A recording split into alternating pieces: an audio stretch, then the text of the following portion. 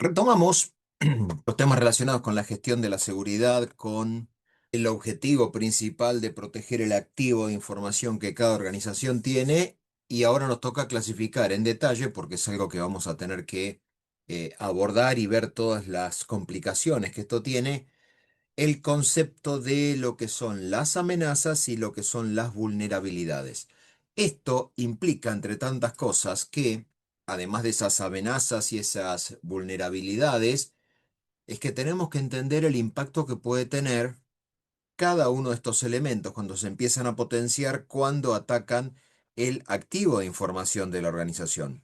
Esto es, en definitiva, la característica particular de que ningún sistema es seguro, la idea de que siempre existe el riesgo de algún tipo de falla, ya sea potencial o directamente, la idea de que esto es un proceso continuo, no es algo que se tiene que hacer por única vez o a los efectos de entender lo que debería estar ocurriendo en una determinada organización, sino que tenemos que verlo en términos claros y en términos directos, en que las amenazas clasificadas por su origen interno o externo, si son voluntarias o son provocadas, ahora expando en este tema, van a estar aplicándose sobre todas las vulnerabilidades que todas las organizaciones y todas las tecnologías tienen. Nuevamente, esta característica hace que cuando estamos haciendo referencia a que ningún sistema es seguro, lo que vamos a poder tipificar es la complejidad que ese sistema tenga y en base a eso ver cuáles son los mecanismos, nuevamente, sin perder de vista que el eslabón más débil en toda cadena de seguridad es específicamente la persona o las personas que trabajan con una determinada tecnología. Entonces, en esta lógica, nuestro objetivo principal como parte de una organización es preservar el valor de la información, que es aquel elemento, esto que está por acá, es aquello que yo no puedo conseguir en el mercado, que no puedo importar, porque nuevamente los datos propios que son de generación interna o de gestión interna en una organización no se pueden conseguir en el mercado. No se trata de comprar un conjunto de datos que pueden llegar a servir para diferentes organizaciones o que podrían hasta llegar a ser informes que se producen en el mercado y que la organización incorpora para su, llamémosle, proceso de toma de decisiones, sino que tenemos que entender que todos los datos de la configuración de la empresa, todo lo que está relacionado con nuestra facturación, nuestro mecanismo de determinación de costos, nuestras decisiones de gestión, son nuevamente datos que son internos de la organización y que yo en principio no puedo incorporar. Ahora, en esta lógica de entender que el objetivo de la información tiene que ser preservado, yo puedo establecer diferentes mecanismos de control. Algunos van a ser controles de tipo técnico, temas relacionados con los firewall, el encriptado, las contraseñas, los múltiples mecanismos de autenticación, la selección aleatoria de contraseñas, el envío de ingresamos en algún lugar y nos envían algún tipo de PIN para poder utilizar esa tecnología, además de todos los controles físicos desde las cámaras hasta la identificación física o de la morfología de las personas, que esto es la identificación física de cada uno de nosotros, la posibilidad de que tengan hasta incluso contraseñas que sean compartidas. No estamos hablando del mecanismo de firma digital, sino contraseñas donde para poder ingresar en determinados sistemas se requieren dos o más conformidades de las personas. Esto es, yo tengo una parte de la contraseña y habilito la primera parte, vos tenés la segunda parte de la contraseña. Si esto lo han visto, puede que sí, en alguna caja de seguridad de un banco, y estoy yendo a un mundo absolutamente físico, la caja de seguridad va a estar controlada por la tesorería de esa sucursal bancaria donde esté ubicada la caja de seguridad, y nosotros como usuarios vamos a tener una llave adicional. Entonces, para poder acceder al contenido de lo que está en la caja de seguridad, tenemos que abrir en forma conjunta. Sea, y esto, a ver, lo que digo ahora probablemente sea obsoleto dentro de 20 años, 10 años. Estamos mirando los mecanismos de control con lo que la tecnología provee para tomar decisiones en las organizaciones al día de hoy. Pensemos que, y esto es natural que así se dé, que las tecnologías, que los medios de control y que todo lo que vamos a llamar la seguridad avanzada va a ir mejorando con el tiempo. Hay algunos mecanismos de control que van a dejar de ser utilizados, por ejemplo, en la caja, en un cajero automático, cuando uno va y coloca su tarjeta con un PIN, ese mecanismo de alguna forma va a tener que ser eliminado porque es un mecanismo muy falible. Una contraseña de 4 dígitos tiene 10.000 combinaciones posibles y tienen ahí en el material de autoestudio cuánto tarda en hackearse una contraseña de 4 dígitos. Nuevamente, no perdamos de vista que la seguridad en toda organización no es inexpugnable. En algún momento esa seguridad puede ser vulnerada y lo que se hace con los mecanismos y con la tecnología que se aplica en la actualidad es tratar de complejizar un poco el proceso. Pero de nuevo, no hay seguridad perfecta. Entonces, todos los mecanismos de control son en un determinado punto vulnerables, son puntos débiles. Y esto, nuevamente, voy a citar uno de los, ¿cómo podríamos decir? Uno de los dichos habituales de la seguridad, y es que la seguridad es como la cadena que uno le pone a la bicicleta. La seguridad que va a tener esa bicicleta va a ser tan segura como el más débil de los eslabones. Si algún eslabón está mal soldado, si algún eslabón está corroído, si algún eslabón se cayó, lo que va a estar ocurriendo es que, nuevamente, la seguridad de toda la cadena va a tener el máximo de seguridad como el más débil de los eslabones. Yendo a temas directos de la gestión, ahora nos metemos en los controles de tipo administrativo y hablamos al respecto. Nada evita que una persona se olvide, nada evita que una persona comparta la contraseña, nada evita que una persona la escriba en la contratapa de, qué sé yo, una libreta que tiene anotada en el cuaderno de trabajo. Nada evita, y a mí me tocó trabajar años atrás con un gerente, que el gerente como se olvidaba la contraseña, la pegaba con un post-it en la parte de abajo del teclado, con lo cual las personas que venían a limpiar la oficina sabían cuál era la contraseña. Todo el resto de los que trabajábamos en ese lugar sabíamos cuál era la contraseña porque en lugar de tenerla en algún lugar reservado, y esto que quede claro, sin ir más lejos, nuestro eh, Office nos da la posibilidad de tener una bóveda, un vault, una bóveda de contraseñas, donde se agregan mecanismos de seguridad, pero uno hasta podría llegar a tener un detalle de el usuario, la contraseña, el sitio donde se usa, la fecha en la cual se usa y demás. Si bien lo podríamos tener en algún lugar, o hasta podríamos decir en alguna aplicación a tal efecto que se puede instalar o en el teléfono o en la propia computadora y que esa, digamos, aplicación sea la que gestione las contraseñas, al margen de todo eso, uno puede agregarle, digámoslo así, complejidad tecnológica, pero nuevamente la seguridad va a estar dada como el más débil de los eslabones. Y en una gestión administrativa, el eslabón más débil es la persona.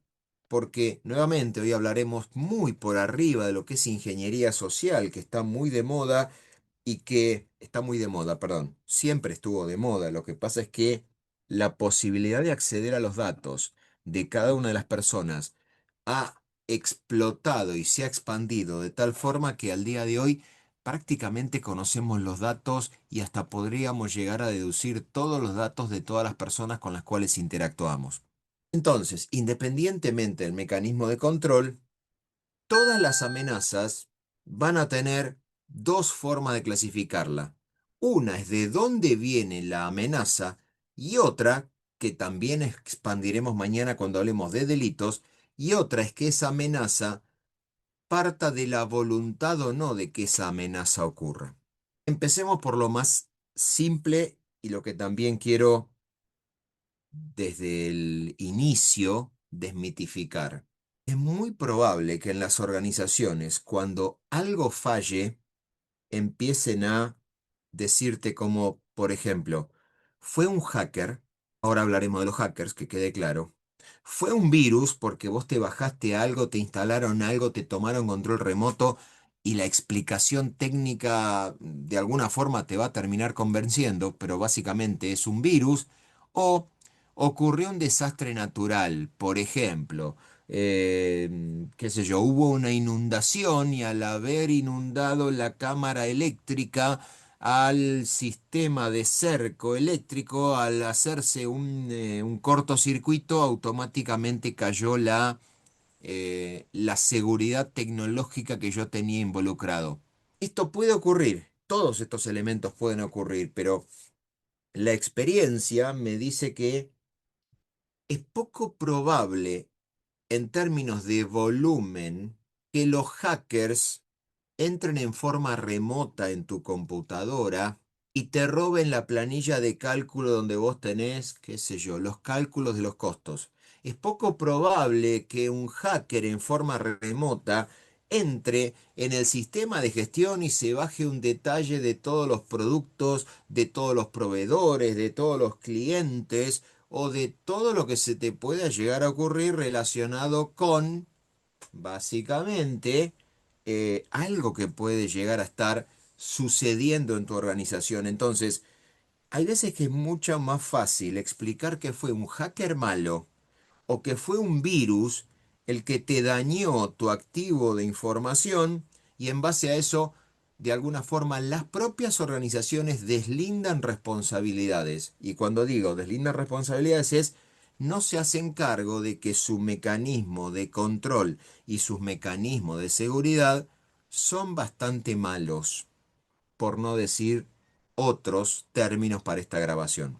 Mientras que estas amenazas externas, que quede claro, existen, la mayoría de las veces las amenazas se explotan por parte de usuarios en forma interna. ¿Y esto qué significa? Significa que muchas veces, y levanto la mano y creo que todos podríamos levantar la mano y nos incluimos en esto, usamos mal las tecnologías.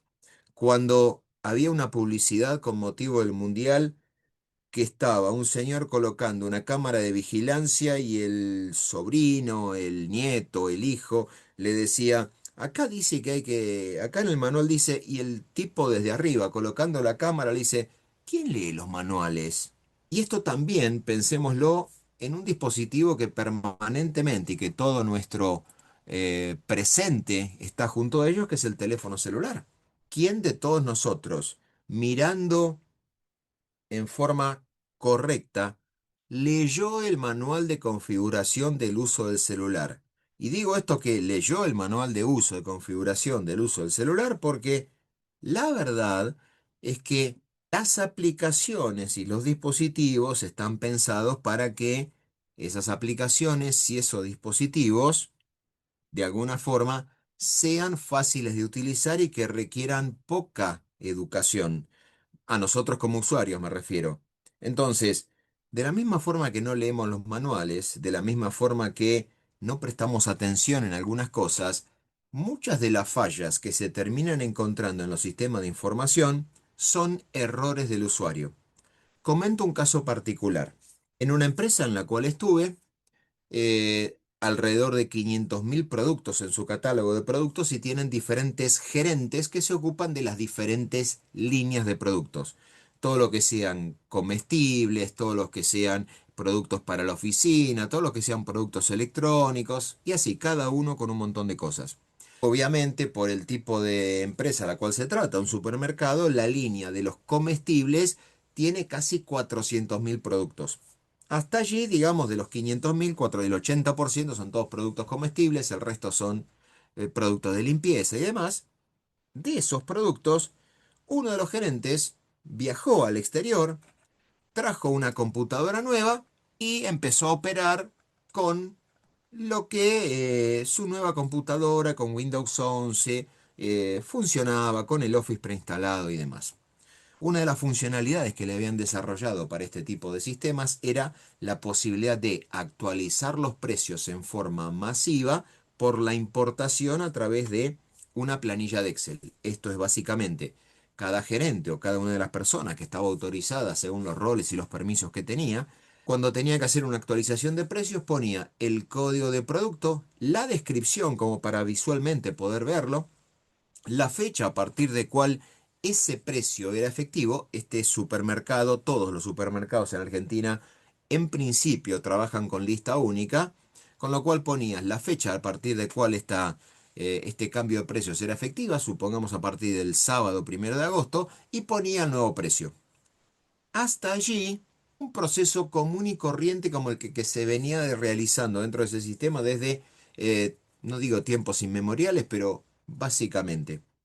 Eh, Hacen la importación correspondiente y en algún momento, cuando llega la fecha de que ese precio cambie en forma efectiva, todas las sucursales empiezan a reportar que los precios están mal.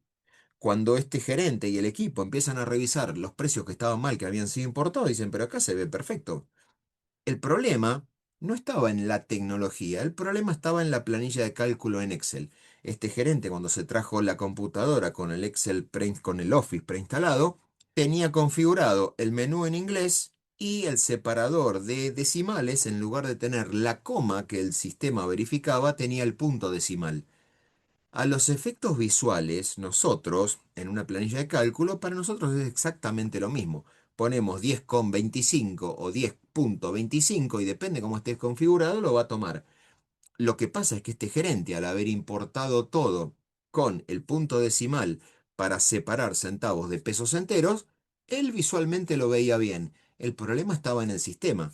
El proceso de importación formalmente andaba perfecto. Lo que ocurría es que no interpretaba que el punto era una separación, porque nunca había saltado este inconveniente, que el punto era una separación entre pesos y centavos. Cuando el sistema importa todo, ignora el punto y en vez de que si eran 1.500,57 centavos, eran 150.057 pesos, porque los 57 centavos, el coma 57 o punto 57, los reconocía como pesos enteros. Entonces, esto generó que existiera la necesidad de parar toda la operatoria, rectificar todos los precios que este gerente había importado, todos aquellos precios que todavía no habían impactado porque iban a ser de un mes de un día para el otro, todos esos precios los tuvieron que dar de baja, hicieron toda la corrección, le reconfiguraron el Excel y todo lo que era una importación que normalmente estaba funcionando sin ningún tipo de inconvenientes, bueno, ahora efectivamente estaba teniendo inconvenientes. Eso era una falla en el proceso, porque alguien podría decir, bueno, pero en todo este proceso de desarrollo de esta importación de una planilla de Excel, ¿no debería haber existido alguien que piense más allá de lo que pasa en el contexto normal de si separo por punto o separo por coma? Sí, probablemente es lo que debería haber ocurrido, pero hay que entender que cuando se maneja todo en un contexto de habitualidad y donde todos los equipos de alguna forma son iguales, todas las planillas y todos los Office eran en español y tenían el punto, o sea, los números decimales separados por coma, eso que era normal y habitual, no ocurría en un caso externo, como este caso de traer una computadora del exterior y configurarla de una forma distinta. Errores del usuario pueden llegar a existir. Cualquiera de nosotros puede llegar hasta incluso con un número archiconocido, puede llegar a equivocarse al ingresar su número de documento, puede llegar a equivocarse hasta al ingresar la contraseña. Entonces, esa característica hace que, nuevamente, muchas de las amenazas que suelen clasificarse como temas de amenazas externas en realidad son internas. En un caso particular, comento, esto es una anécdota que pasó en el banco en el cual estuve, eh, un gerente confiaba en su equipo de trabajo, lo cual está perfecto porque ustedes, yo, siendo subordinados o siendo jefes, no viene al caso, pero yo necesito confiar en mi equipo de trabajo y todo trabajo se basa cuando estoy en un lugar que trabajamos bajo el paraguas de la confianza. Esta confianza que es mutua y que se tiene que ir ganando permanentemente con el paso del tiempo. Un gerente, llamémosle Oscar, para poner un nombre así emblemático, todos los días salía a almorzar entre las 13 y las 14. Dentro de ese horario de las 13 y las 14, obviamente la operatoria bancaria seguía adelante, pero él se tomaba ese horario de 13 a 14 porque de alguna forma era, digamos, un relojito. Nunca se excedía de tiempo, siempre salía a las 13 y siempre estaba para volver a su lugar de trabajo a las 14. Pero ¿qué ocurre? En ese horario de almuerzo las transacciones, las operaciones siguen ocurriendo. Entonces, más de una vez el jefe de Oscar lo llamaba, la jefa de Oscar lo llamaba a Oscar y le pedía que hiciera cosas y Oscar se daba cuenta que no estaba en el lugar de trabajo. Entonces le decía, ya te lo hago, le respondía, ya te lo apruebo, ya te lo contesto. Y en realidad Oscar lo que hacía era llamar a una de las personas del equipo, pongámosle su número 2 en el área, llamaba a su número 2 en el área y le daba todas las credenciales de acceso. De alguna forma, las credenciales de acceso en ese banco eran con el número de legajo, con lo cual vos sabías el número de legajo de todos los que estaban ahí, pero no la contraseña. El problema es que yo te puedo, mejor dicho, esto no debería ocurrir, pero convengamos que en algún momento puede que suceda. Yo le puedo compartir cuando no tengo forma de llegar la credencial de acceso a una persona para que, entre comillas, me haga la gauchada, me ayude, me saque del inconveniente que tengo, de alguna forma me solucione este problema que tengo, entonces yo le paso la contraseña.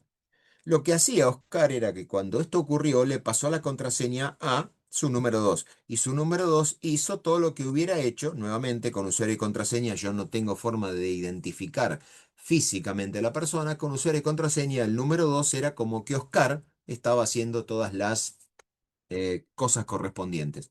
Esa confianza en algún momento es abusada, porque nuevamente, supongamos que por única vez ustedes, a alguien de su familia, es decir, alguien del riñón, no es un compañero de trabajo, alguien de su familia, dice, mira, yo no puedo hacer esto, pero metete en casa, tenés la llave, va a estar la alarma y pones el pin de la alarma y destrabás la alarma, eso lo compartís por una vez, por única vez, en principio, para que se destrabe la alarma y puedan ingresar en tu lugar de vida, donde estás. Lo ideal, lo que debería haber ocurrido es que, bueno, tan pronto esa situación, ese incidente fue subsanado, nosotros deberíamos cambiar la contraseña.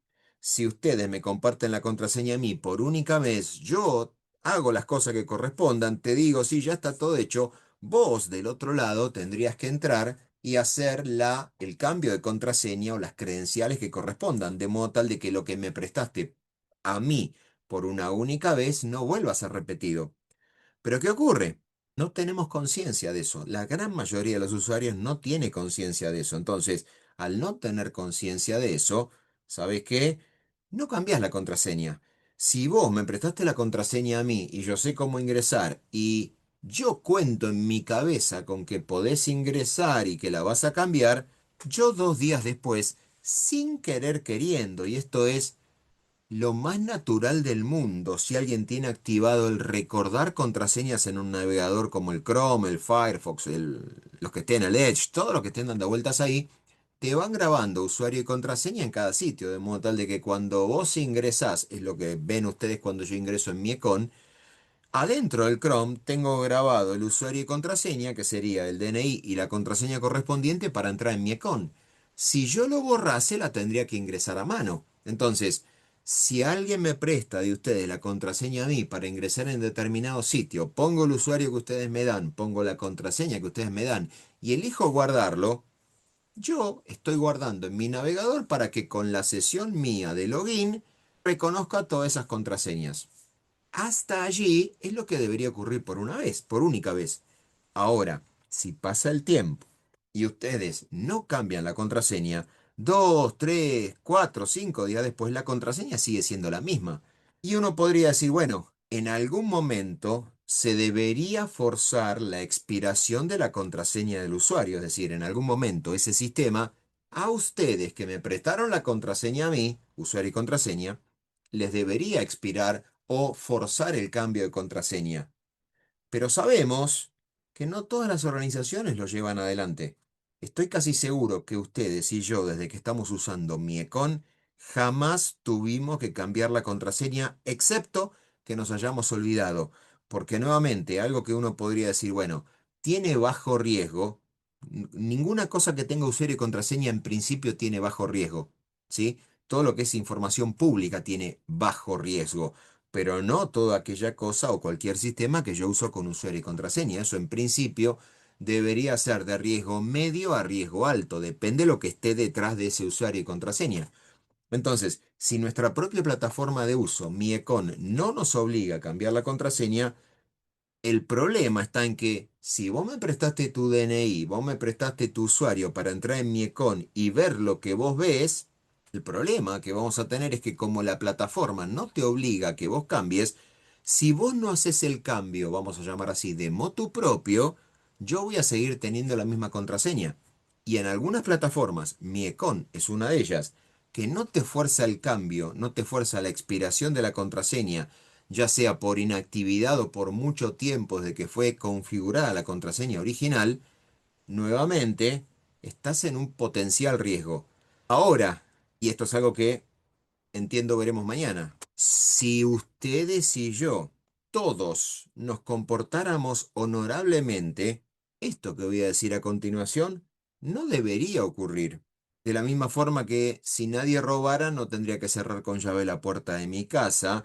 Si nadie me, no sé, me robara en un cajero automático, no existiría la necesidad de comprar un producto para evitar el robo en los cajeros automáticos. Si todo el mundo, vamos a decir así, no cometiera ningún crimen, entre comillas, a todo esto, yo no necesito la policía porque todo el mundo se comporta bien. Entonces, si eso debería ocurrir a los efectos del ideal, hay un montón de servicios y un montón de mecanismos de control que yo no tendría que poner en práctica.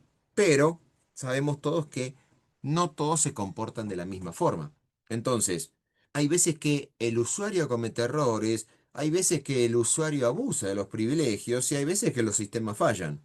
Para terminar este caso con la eh, anécdota de este gerente Oscar, que quede claro que fue despedido con causa, quedó demostrado a nivel sistema, sí, por más que él dijo, pero yo le presté la contraseña, supongamos, a Aníbal, le presté la contraseña a Aníbal y el que hizo todas las cosas fue Aníbal, no hubo forma de demostrar de que todas las transacciones, por más que él dijo, pero ese fue mi horario de almuerzo, por más que él dijo todas las excusas y que quede claro, claramente el que había cometido estos delitos, llamémosle así, no había sido Oscar, sino alguien que usó el usuario y la contraseña de Oscar, pero el banco decidió prescindir de sus servicios por este paraguas ambiguo que la ley nos permite, que es el hablar de la pérdida de confianza. Por más que él quiso demostrar todo, a los efectos de lo que ocurrió tecnológicamente, de nuevo, era el usuario de Oscar con la contraseña de Oscar la que estaban haciendo ese abuso de privilegios y obviamente cometieron el delito. Entonces, nuevamente, por más que yo pueda pensar que deberían ser evitados estos temas, hay veces que esos inconvenientes y potencialmente la creación o el cometer algún tipo de delitos hablamos mañana, el cometer algún tipo de delito, nuevamente hay veces que no se puede evitar. Ahora, al margen del origen, y esto es un entrecruzamiento, las internas y las externas pueden ser involuntarias o pueden ser provocadas. Esto no es que son cuatro cosas distintas. Pensémoslo como en una matriz de columnas y filas. Las columnas internas y externas a su vez se cruzan con involuntario o provocado. Vamos por el más fácil de ver. Uno puede pensar que todas las amenazas externas son todas provocadas, pero hay muchas veces que las amenazas provocadas también son de origen interno.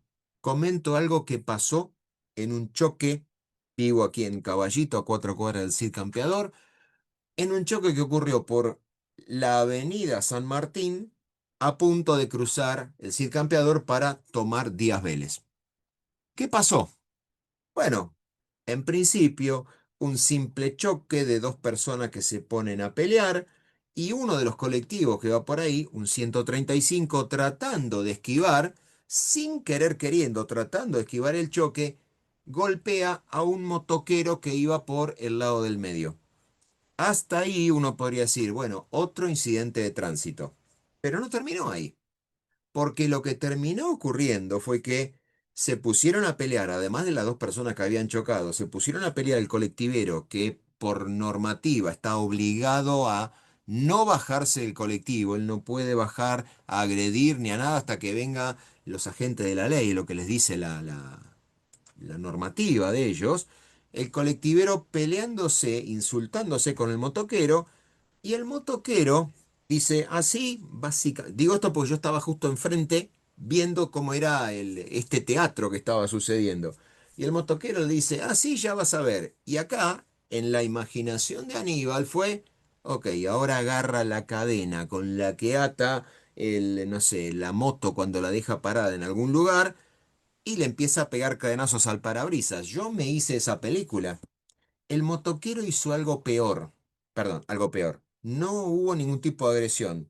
Si ustedes miran todo lo que son los colectivos, van a ver que tienen dos interruptores de corte a los efectos de lo que se llama, de alguna forma, evitar la sobrecarga en caso de incendio o en caso de choque.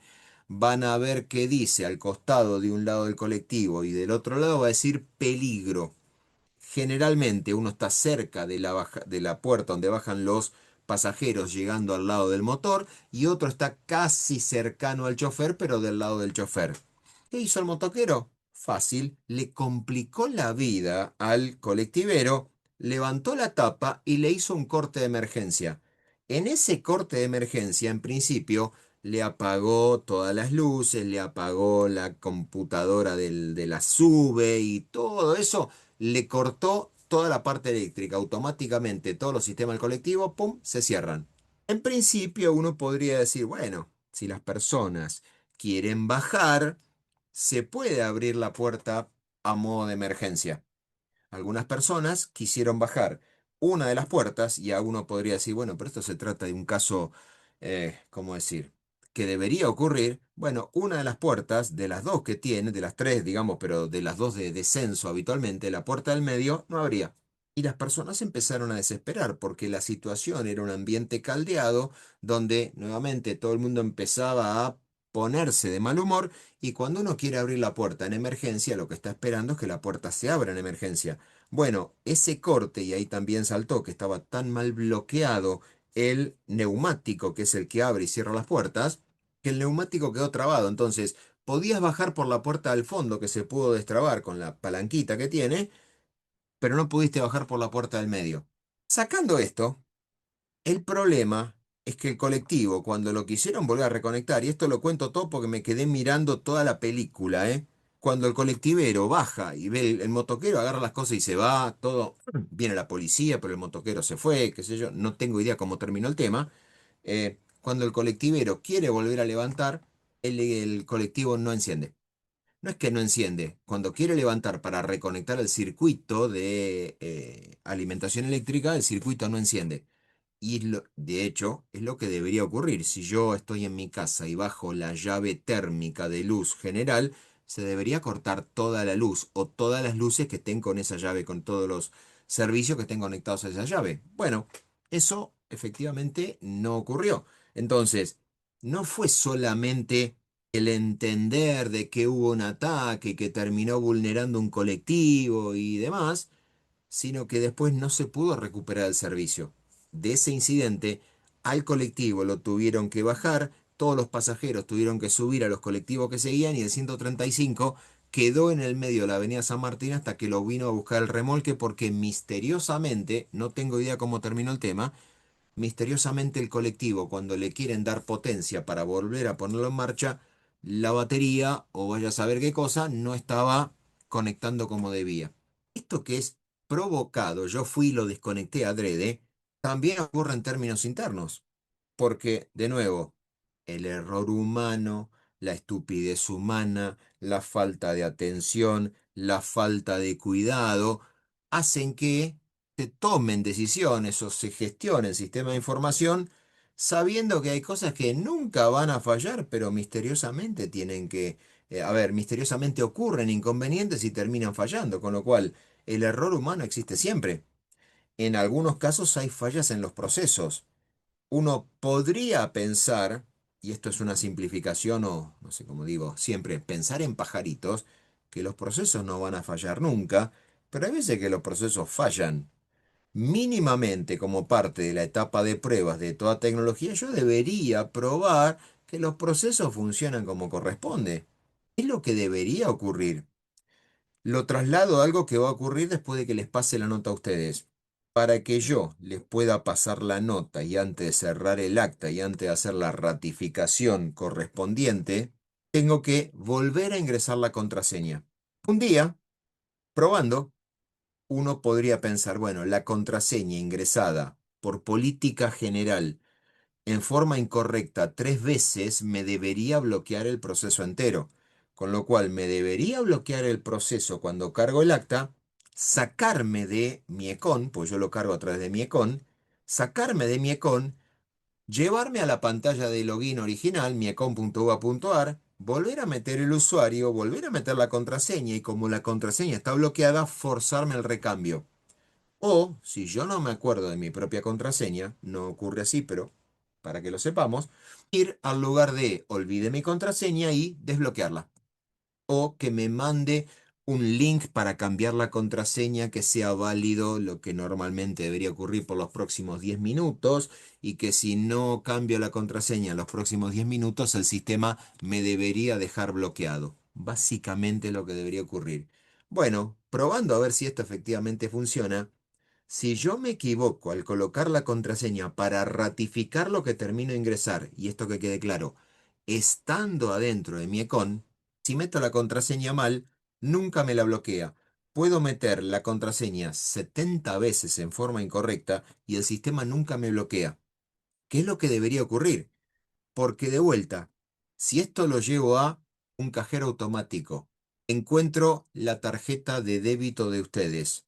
Veo que estoy en la puerta de la sucursal del banco X y la tarjeta que termino de encontrar corresponde al banco. Con lo cual, yo podría ir al cajero al ATM que está dentro de cada sucursal bancaria, meto la tarjeta y empiezo a probar.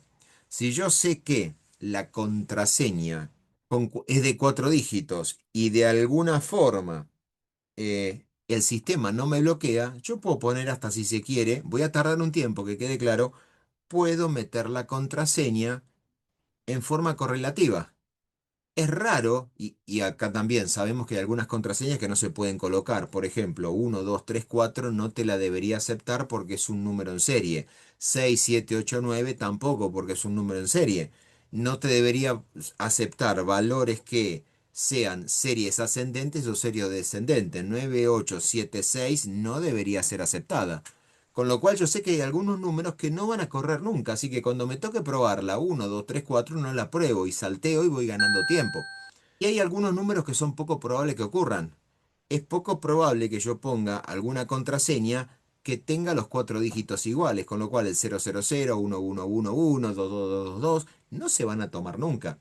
Ahora, por algo que se puede llegar a saber, hay ciertos números que habitualmente no se usan para las contraseñas. Por ejemplo, uno en su cabeza, la mayoría de la gente, que quede claro, en su cabeza utiliza contraseñas que nunca empiezan en cero, porque, no sé, coloquialmente no pensamos que el cero sea un valor válido. Entonces uno podría decir, si no puedo poner números seguidos, es poco probable que el 0, 1, 2, 3 exista, con lo cual es un valor de los 4 dígitos que ya no tengo que validar. Es poco probable que yo pueda poner 0000, por lo cual no se va a utilizar. Es poco probable que yo pueda poner 0001, pero ese 0001, a pesar de todo esto que estoy diciendo, se llama mecanismo Strong Password, ese número es válido para la mayoría de los sistemas. Entonces, hay veces que hay errores cuando se configuran las cosas, hay veces que hay errores en el uso, la cantidad de inconvenientes que hay a nivel organización con contraseñas que quedan desbloqueadas, todos ustedes que supongo que me están o escuchando por el teléfono celular o me están escuchando a través de alguna computadora, simples comentarios, nuevamente, como más de una vez me han escuchado, a mí no me va la vida en lo que hagan. Pero estaría bueno que si en ese dispositivo vos querés preservar los datos que ese dispositivo tiene, que son de tu interés y que son de tu responsabilidad y que además te sirven a vos, lo que debería ocurrir es que, nuevamente, mínimamente le tendrías que poner una contraseña. Y cuando digo mínimamente poner la contraseña es, no le pongas 1 2 3 4. El Windows te va a dejar meter una contraseña 1 2 3 4. Te va a decir, mira que es una contraseña débil, quizá con algún parámetro. Y esto, si alguno de ustedes tiene algún equipo que le da su lugar de trabajo o tienen algún equipo de alguna organización, te van a bajar un montón de los que se llaman reglas de seguridad que van a evitar que vos coloques una contraseña débil. Nuevamente, hagan lo que quieran, de idéntica forma con el teléfono. Algunas cosas como para tener en cuenta. Es muy lindo mirarse en el teléfono y que nuestra propia cara sea la que desbloquee el acceso al dispositivo. Es muy lindo pensar que uno es el más bello del mundo y, ¿cómo decir?, considerar el autonarcisismo. Pero nuevamente, el desbloqueo, el teléfono tiene una sensibilidad muy distinta en la cámara que la persona con el ojo humano. El teléfono no distingue un video de altísima definición en un dispositivo de salida de altísima definición respecto de la persona humana. Si yo enfoco el teléfono y hago algún tipo de gesticulación que el teléfono reconoce, en algún momento me va a desbloquear. La otra cosa son esos patrones, vamos a llamar así, en los cuales dibujan algún símbolo o alguna cosa en particular en el teléfono y lo desbloquean.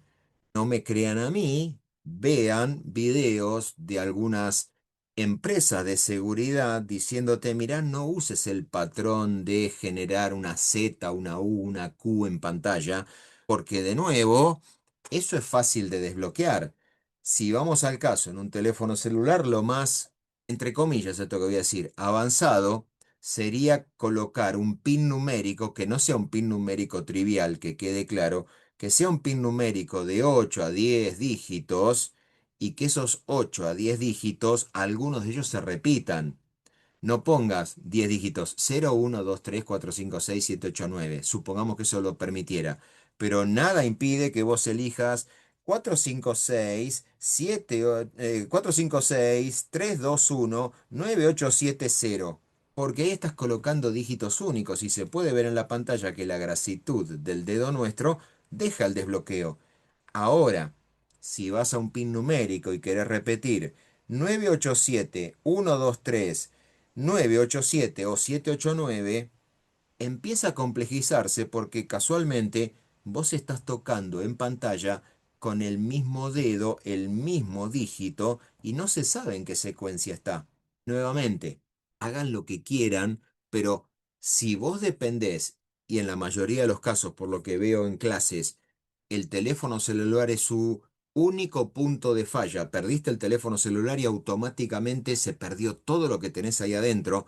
Supongamos que no lo tenés espejado en ninguna nube ni nada por el estilo. Se te perdió el teléfono celular con las cosas que están adentro de ese dispositivo. Se perdió, te lo robaron, se rompió, lo que fuere. No, no viene al caso la tipificación de qué gusto de helado estamos hablando ahora, pero el dispositivo desapareció como tal. Tu dispositivo, para muchos de ustedes, es tu único punto de falla. Querés volver a tu casa, te robaron el celular, como no tenés tarjeta SUBE y pagabas con el celular, fuiste. Te tiene que prestar alguien.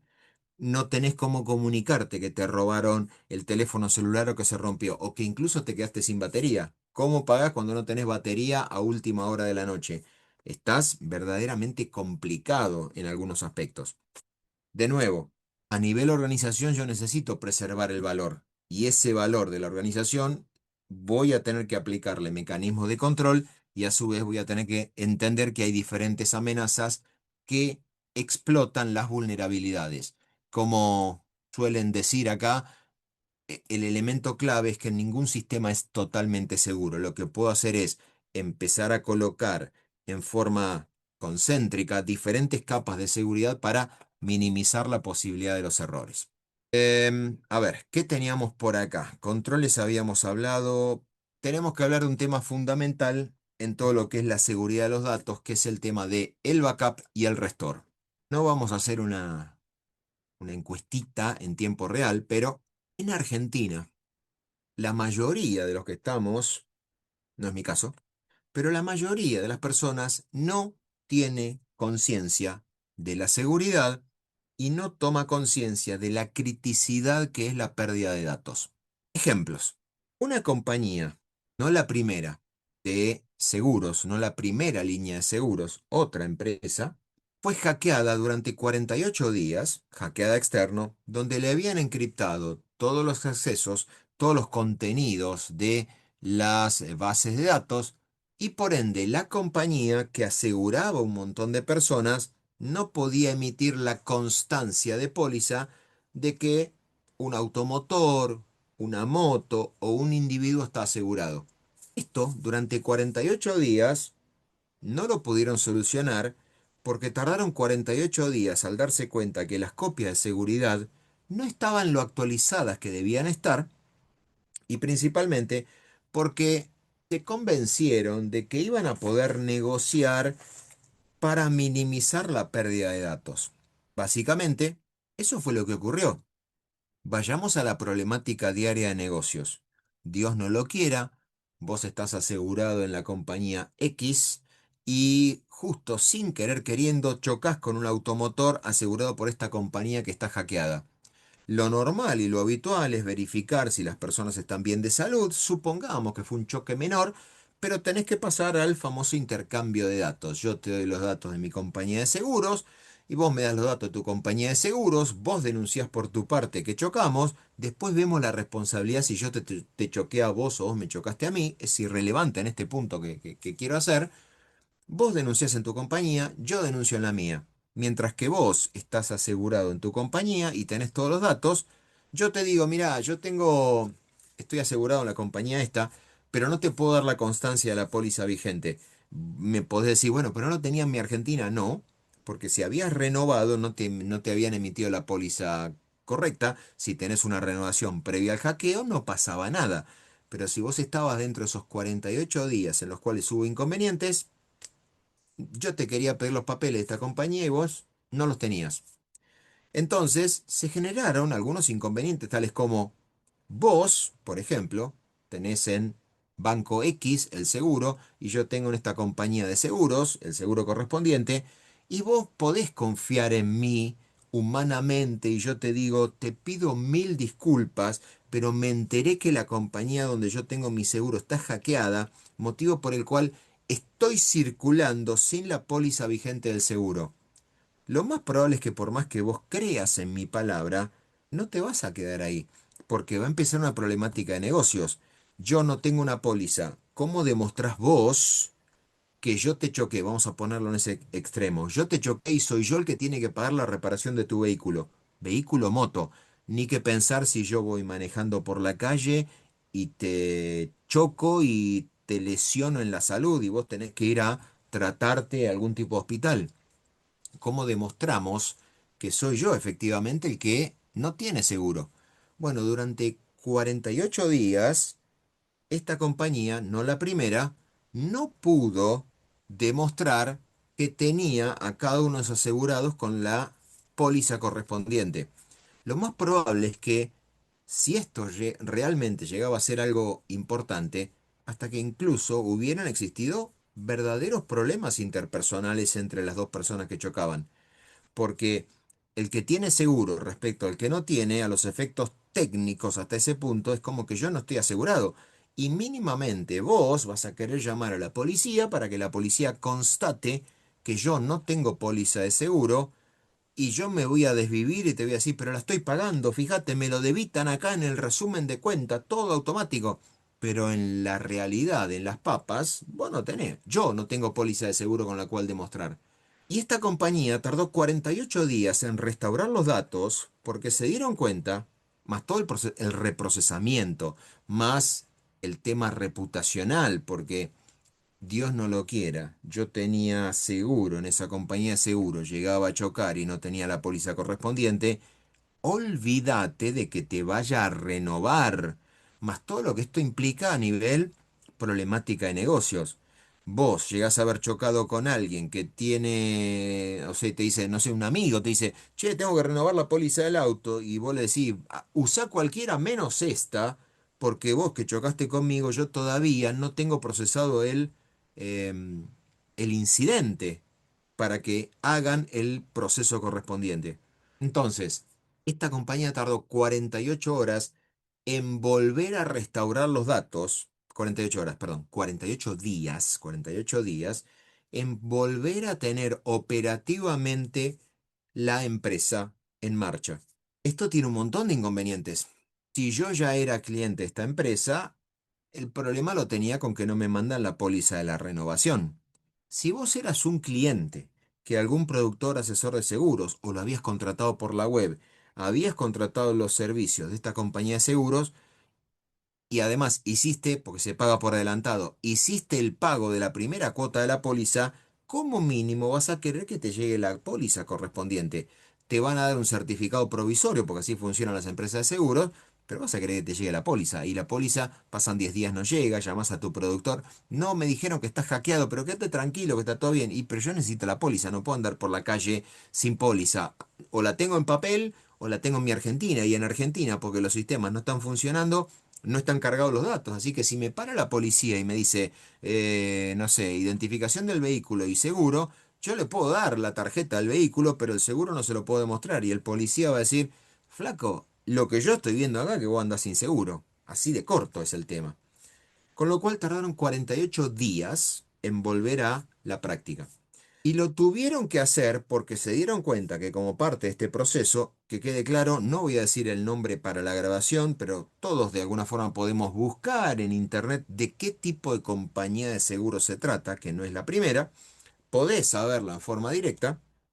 Entonces, podés saberlo en forma directa y podés enterarte de todo lo que efectivamente ocurrió.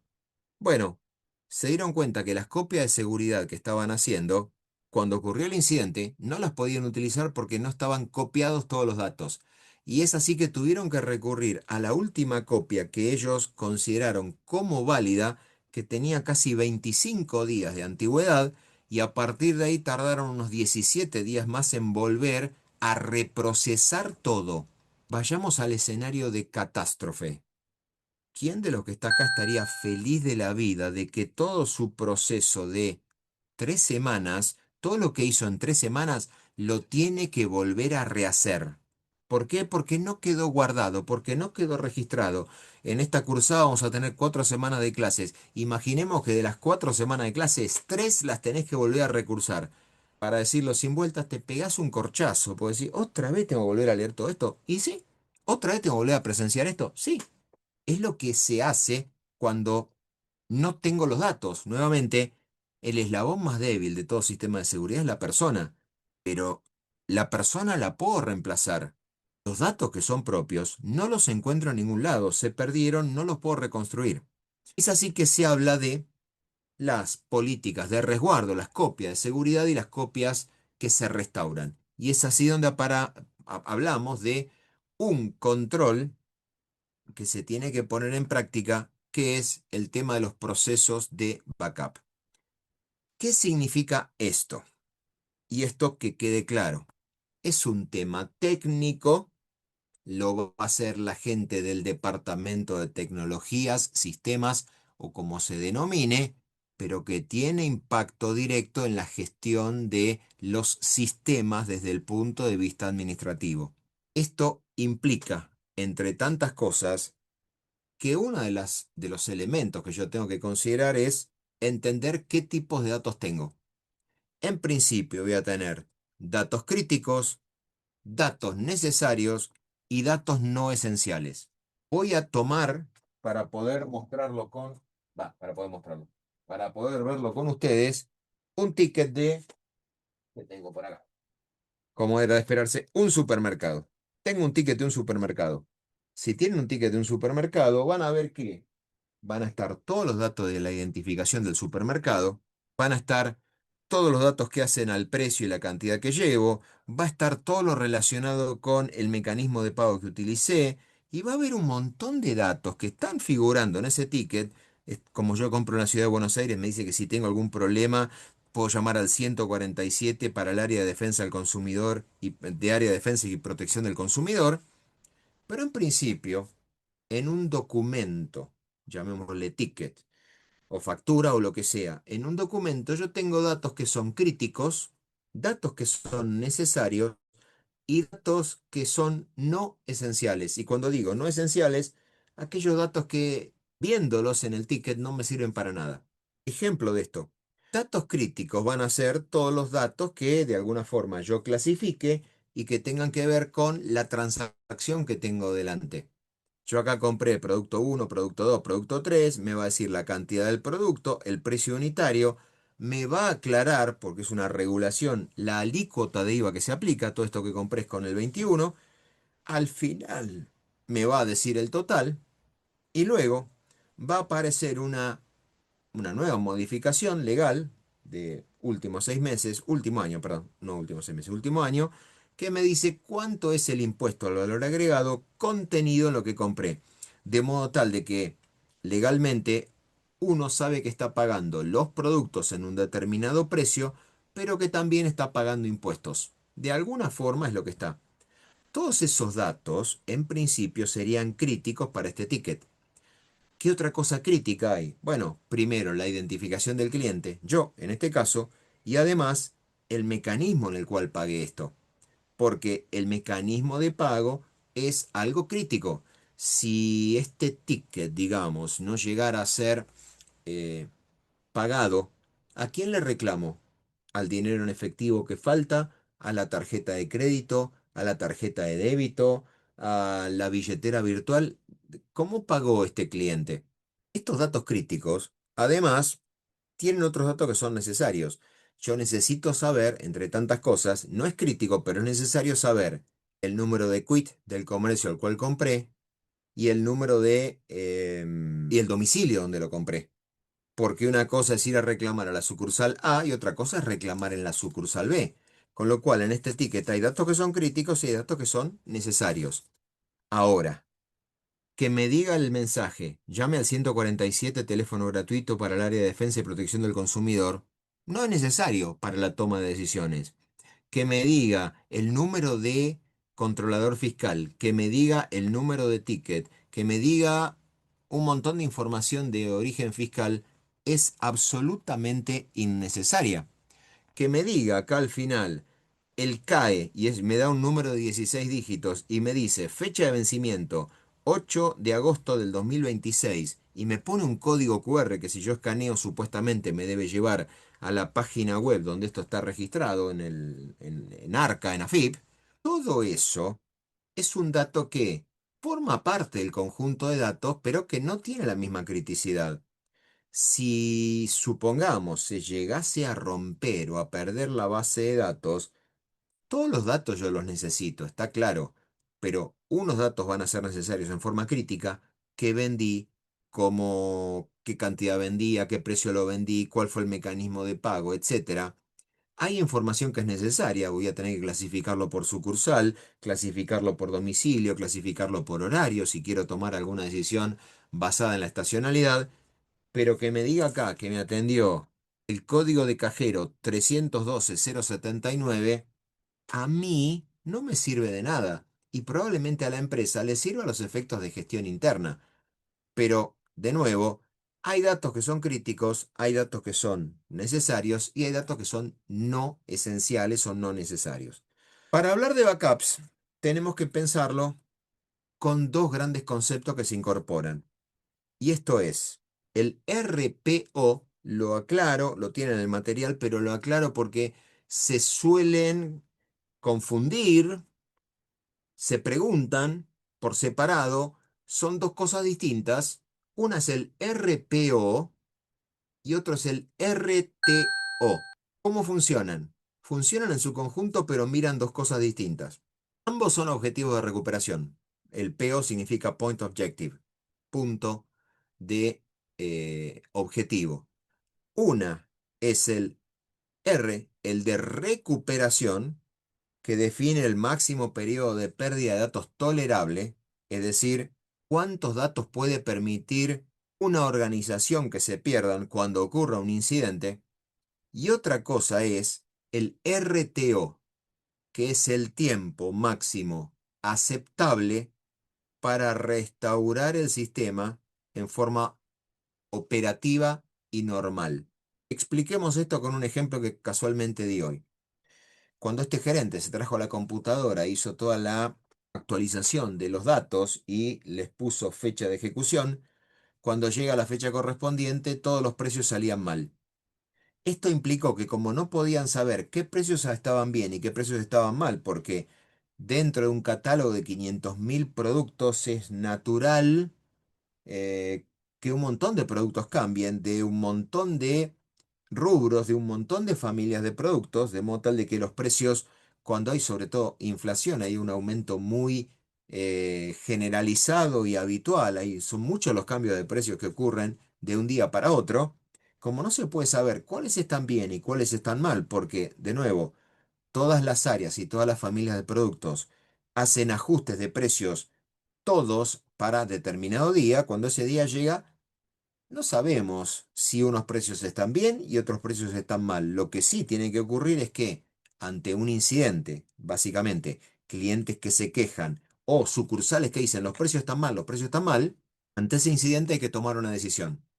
Esa decisión habitualmente es parar la operatoria. Esto significa que, por ejemplo, ponemos un cartelito, cerramos la sucursal, a todas las personas que están adentro comprando le digo, no, se me cayó el sistema, no te puedo facturar. ¿Y qué hago? Y lo tenés que dejar todo, pero no puedo venir más tarde. Y mirá, cuando vuelva el sistema, te atendemos. Pero en principio, si vos estabas adentro de la sucursal comprando algo, no te preocupes en devolverlo a la góndola, déjalo adentro del changuito, déjalo por ahí, que nosotros lo acomodamos. Y a todas aquellas personas que estaban en la línea de cajas, automáticamente no le puedo hacer el proceso correspondiente, porque claramente al estar el precio mal, no le puedo facturar. Entonces, la decisión que se toma en estos casos es si los precios están mal o hay algún inconveniente en el sistema, se saca a todas las personas de la sucursal, se cierra la puerta de la sucursal, puertas de vidrio que quede claro, y se pone un cartelito, no podemos atender porque estamos sin sistema. Hasta que ocurra algo, y ese algo es que nos digan que podemos volver a utilizar el sistema en forma normal. ¿Qué ocurre en esto, en este caso? Se dispara automáticamente lo que es el RPO. Y a partir de ahí, yo ya no tengo que pensar en cuánto tiempo se pueden perder los datos, sino lo que va a estar ocurriendo por esa pérdida de datos. Porque si ocurre algún incidente, es natural que si, por ejemplo, no pude grabar algo, voy a tener que reprocesarlo y voy a tener que perder datos. Entonces, lo que se tiene que ver es cuánto tiempo se puede perder en ese sentido de en cuanto a volúmenes de datos. Ahora, el problema no es el RPO, es lo que sigue, que es el RTO. Y esto es, básicamente, ¿cuánto tiempo puede una organización esperar para que se restauren los datos en un sistema de información? Porque de nuevo, voy a este ejemplo anterior. Eso que ocurrió en un supermercado de proximidad muy conocido de Argentina, eso que ocurrió implicó que se tuvo que parar la operatoria por 3 horas. Este supermercado, que abre a las 8 de la mañana y cierra a las 10 de la noche, durante 3 horas de su operatoria en la media mañana, no pudo facturar. Obviamente, lo que no se factura es ingreso que no tengo. Pero, de nuevo, no pudo facturar. Esto tiene que ser analizado en cuanto a problemáticas de negocios. Si yo dijera, mira, mañana no te puedo atender entre las 10 y las 13, 3 horas, pero vos podés venir a comprar a partir de las 13 y un minuto y para simplificarte la vida, yo te extiendo el horario de cierre. En vez de terminar a las 22 horas, cerramos a la 1 de la mañana del día siguiente, es decir, 3 horas después. Es poco probable que el cliente que intentó comprar algo entre las 3 de las 10 y las 13 de la mañana venga en algún lugar del tiempo después de las 13 en adelante o que venga desde las 22 hasta la 1 de la mañana del día siguiente. Eso prácticamente no va a ocurrir, con lo cual el volumen de pérdida, el lucro cesante, es lo que yo no pude facturar en ese momento. Cuando hablamos de sistemas de información, yo tengo que tomar una decisión. Primero, voy a tener que saber qué tipo de datos tengo, crítico, necesario, no esencial, entenderlo claramente, y además saber cuánto tiempo puede tu organización estar sin tener sistemas, porque las transacciones y el trabajo se va acumulando, y además, cuánto volumen de datos podés perder. Esto de nuevo, lo hace gente del área de tecnología, pero es un tema que afecta funcionalmente a cada organización. Para poder entender esto, tenemos que ver los tipos de backups que hay. ¿Cuál es la idea? La idea es que, independientemente de la clasificación del dato, se va a estar hablando del backup completo o el full backup cuando se copian todos los datos seleccionados. Es la forma más segura, es hacer una copia en un determinado momento de todo lo que está ocurriendo, pero nuevamente va a requerir más tiempo y más espacio de almacenamiento. Esto es en principio lo más seguro. Supongamos para ver esta problemática. Nuestro negocio está trabajando entre las 8 de la mañana y las 10 de la noche. Cuando llega a la 1 de la mañana del día siguiente, se lanza un backup completo.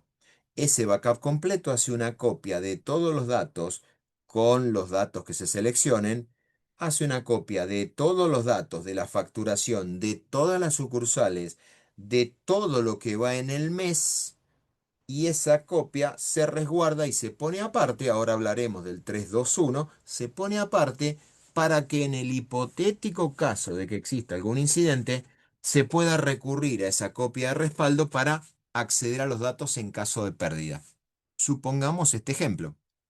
Hoy que estamos, justo casualmente nos sirve el ejemplo, hoy que estamos a miércoles 29 de julio, si yo hago una copia de backup full, voy a tener todas las sucursales con todos los datos desde el 1 de julio hasta, si lo hice a la 1 de la mañana de hoy, hasta el 28 de julio. Nuevamente, trabajo de 8 a 22, con lo cual a la 1 de la mañana ya están en principio todos los procesos y toda la facturación cerrada e integrada.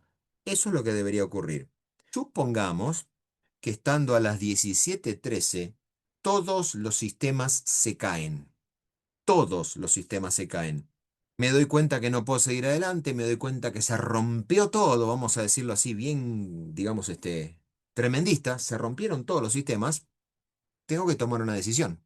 La decisión es, la última copia de todos los datos que yo tengo, entre comillas, en buen estado, es el backup que corrió hoy, 29 de julio a la 1 de la mañana. Esto implica que si se rompe algo hoy a las 17:13, yo voy a tener 16 horas menos, en realidad porque empecé a las 8 de la mañana, pero vamos a ponerlo así, voy a tener 9 horas y 13 minutos en los cuales perdí todos los datos. Esto va a implicar que si fuiste al supermercado a las 10 de la mañana, el ticket se perdió. Si hiciste algún movimiento a las 11:15, el ticket se perdió. Si te entregó un proveedor a las 12:10, eso no quedó registrado. Quizá está la mercadería, pero no quedó registrado a nivel sistema. Con lo cual, la última copia completa la tenés a la 1 de la mañana. Y para simplificar este ejemplo, vos empezaste a meter transacciones desde las 8 de la mañana, de 1 a 8 no hubo nada, con lo cual no hay datos que se hayan generado, pero desde las 8:01 empezaron a generarse datos en forma constante en cada una de las sucursales con todos los movimientos que se te puedan llegar a ocurrir. No solamente movimiento de inventario, los mecanismos de pago, los retiros de efectivo, las diferencias que se hacen en algún arqueo porque falló la caja, no sé, mercadería que se venció y se la devolviste al proveedor, el robo que puede llegar a haber ocurrido en alguna de las sucursales, con lo cual hay un montón de datos que se perdieron. Si tuvieras que restaurar eso, implica que tenés que parar toda la operatoria, ya son las 17:14, paras toda la operatoria y te pones a hacer el proceso de... El proceso de restauración es, mientras que yo hago las copias y las dejo aparte, el proceso de restauración es agarrar esa copia aparte y hacerla impactar en los sistemas productivos que tenemos al día de hoy. Comento algo, únicamente. Si bien en la práctica esto va a variar, la relación entre el tiempo destinado a hacer la copia de backup, el tiempo destinado a hacer la copia de backup, se triplica cuando la tengo que restaurar. Esto es una regla práctica, no está escrita, pero es lo que habitualmente pasa. Supongamos, si yo a la 1 de la mañana de hoy lancé la copia de resguardo y esa copia de resguardo tardó 2 horas en generarse, si yo lancé a la 1 de la mañana, quedó cerrada a las 3 de la mañana, lo cual no impacta en nada. Ahora, si ahora, siendo las 17:16, la quiero restaurar, no solamente perdí todas las transacciones del día de hoy, que después veré cómo las reconstruyo, sino que voy a tardar, con esta regla práctica de 3-1, voy a tardar 6 horas en recuperarlo. Si lo lanzo a las 17:16 y hago el restore en este momento, las 6 horas van a hacer que los datos, que quede claro, a la 1 de la mañana de hoy, recién van a estar restaurados a las 11:15, 11:20 del día de hoy. En la práctica, perdí todo el día de trabajo. Y cuando digo perdí es perdí, porque nuevamente, si no tengo sistemas a partir de las 17:16, no voy a facturar más. Por ende, el volumen de ventas se perdió. Todas las transacciones se perdieron. Todos los movimientos se perdieron porque no los puedo hacer porque no tengo sistema. Si hay alguien que me quiere comprar ahora a las 17, que ahora son 17:17, si alguien me quiere comprar ahora, yo le voy a decir, no tengo sistema. Y pero yo te quiero comprar un paquete de galletitas. Te voy a decir, te pido 1000 dis, pero no te puedo facturar. No te lo puedo vender. ¿No me lo puedes anotar? No, no te lo puedo anotar. Si no sale por sistema, no sale. No es el almacén de barrio donde anotamos en una libretita. Con lo cual, el problema empieza a ser más crítico. Esto de hacer las copias full, si bien es lo más seguro, hay veces que no es lo más eficiente. Entonces, aparece una nueva lógica de pensar en los backups de tipo incremental. ¿Qué significa un backup de tipo incremental? Significa que voy a hacer una copia desde el último backup, ya sea incremental o full, ahora explico cómo funciona esto, para poder restaurar en forma más eficiente y que tarde menos tiempo. Pero vas a tener múltiples copias. Supongamos esta situación. Mismo escenario.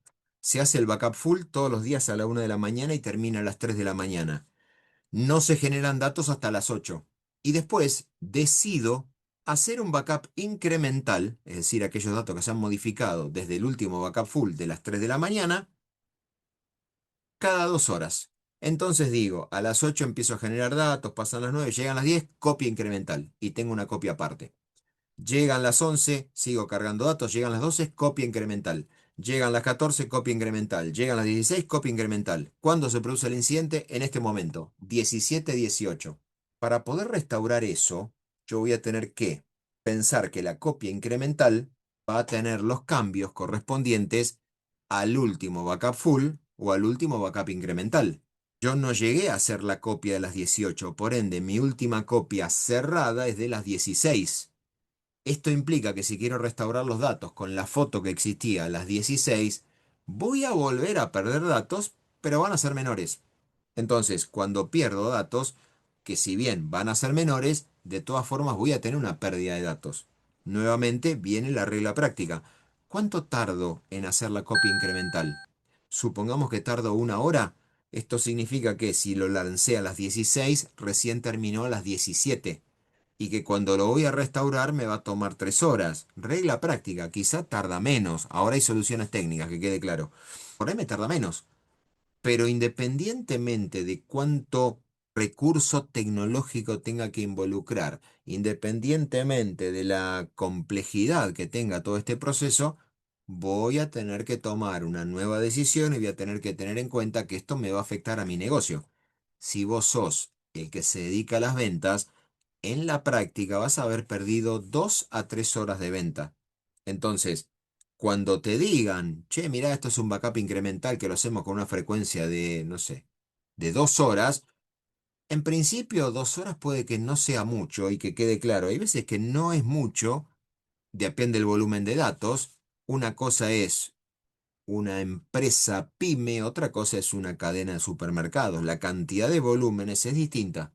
Entonces, que tardes o que hagas un backup incremental cada 2 horas, eh, no molesta, a veces, hasta que efectivamente ocurre el incidente. El otro tema, que en algunas problemáticas de negocio, ahora menciono cuáles, puede que sea útil, es hacer un backup diferencial. ¿Qué hace un backup diferencial? Hace una copia de seguridad en el momento en el que se lance desde el último backup completo. Vamos a compararlo con el anterior. Si yo hacía un backup full que terminaba a las 3 de la mañana y hago un incremental cada 2 horas, al día de hoy a las 17:21 tengo el backup de las 10, el backup de las 12, el backup de las 14 y el backup de las 16. Para poder restaurar eso voy a tener que agarrar la última copia full y empezar a tirarle todos los cambios arriba. De vuelta, voy a perder datos, pero voy a perder menos. ¿Por qué? Porque yo ya voy a tener datos de 8 a 10, de 10 a 12, de 12 a 14, de 14 a 16. Voy a perder de las 16 hasta las 17:21 que estamos ahora. Esto es lo que normalmente va a pasar. Ahora, con el backup diferencial, yo hago una copia de todos los datos desde el último backup completo, del backup full. Ocupa más espacio que el backup incremental, pero la restauración es más rápida. Vamos al escenario de incidente. Si tengo que restaurar los datos al día de hoy, voy a tener que agarrar el backup de las 3 de la mañana, restaurarlo, y después pegarle el de las 10, el de las 12, el de las 16, 14, el de las 16. Y ahí más o menos voy a llegar. Ahora, en el backup inferencial yo no tengo que restaurar 5 copias por el camino. Agarro el último backup full y después restauro la última copia diferencial. Lo que habitualmente se hace para minimizar esto, y de vuelta, riesgo y pérdida de datos cero no va a existir, excepto que se tome algo que voy a mencionar ahora, algo de datos voy a perder. Y esto significa que algo de datos voy a perder porque, de vuelta, va a haber tiempo de no operatividad. ¿Por qué se hace un backup diferencial? Porque es más eficiente al restaurarlo. Cuando tengo gran volumen de datos, lo que yo puedo empezar a hacer es empezar a jugar con la ventana de copia de seguridad. En vez de copiar cada 2 horas, puedo decir, hagamos una copia con menos frecuencia. Ejemplo, la red Banelco hace una copia diferencial cada 15 minutos. ¿Por qué? Porque el volumen de datos que tiene, que quede claro, la red Banelco se tiene que enterar de todas las transacciones realizadas en todas las, los mecanismos transaccionales de la finanza.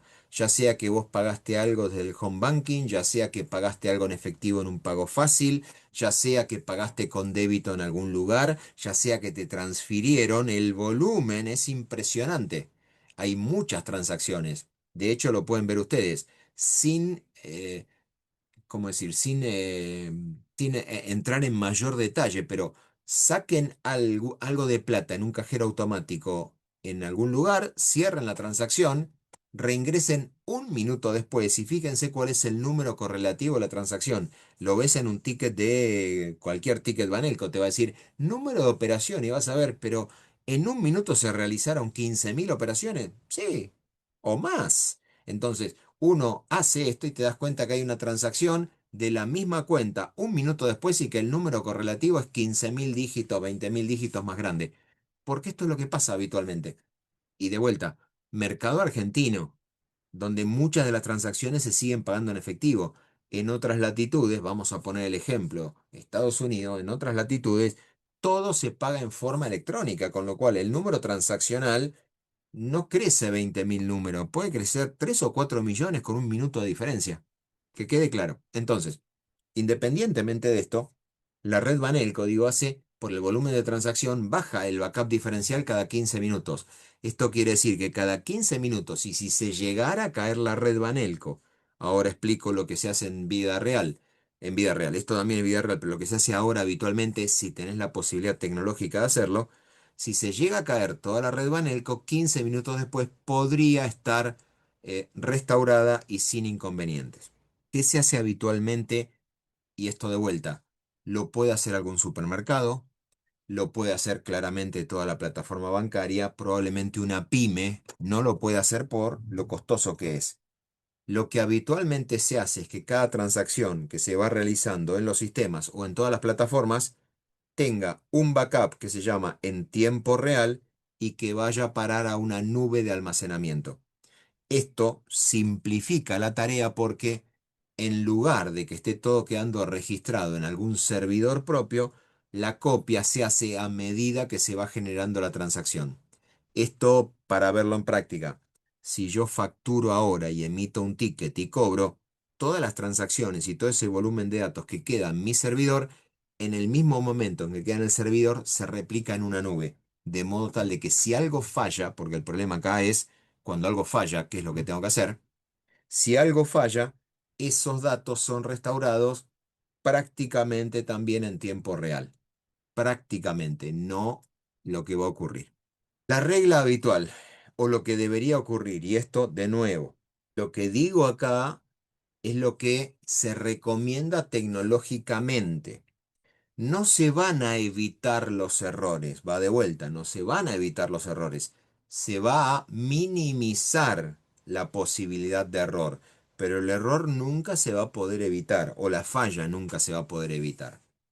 La estrategia que se tiene que aplicar en los backups, pregunta examen, dicho sea de paso, es esto. No es que se le ocurrió a alguien en particular, es la estrategia que todas las empresas y todas las organizaciones que hacen uso intensivo de las tecnologías de información aplican porque son las más seguras. De vuelta con el conocimiento que tenemos al día de hoy y con las limitaciones tecnológicas que tenemos al día de hoy. ¿Qué es la regla 321? Cuando se habla del backup, no es el backup, sino que son los backup. No se hace un backup. En este ejemplo que decía, si te hago el backup full a la 1 de la mañana y termina a las 3, yo no te hago un backup full a la 1 de la mañana, sino que te hago tres en forma simultánea. ¿Por qué? Porque uno de esos backups, vamos a llamarlo así, se va a denominar como el backup original.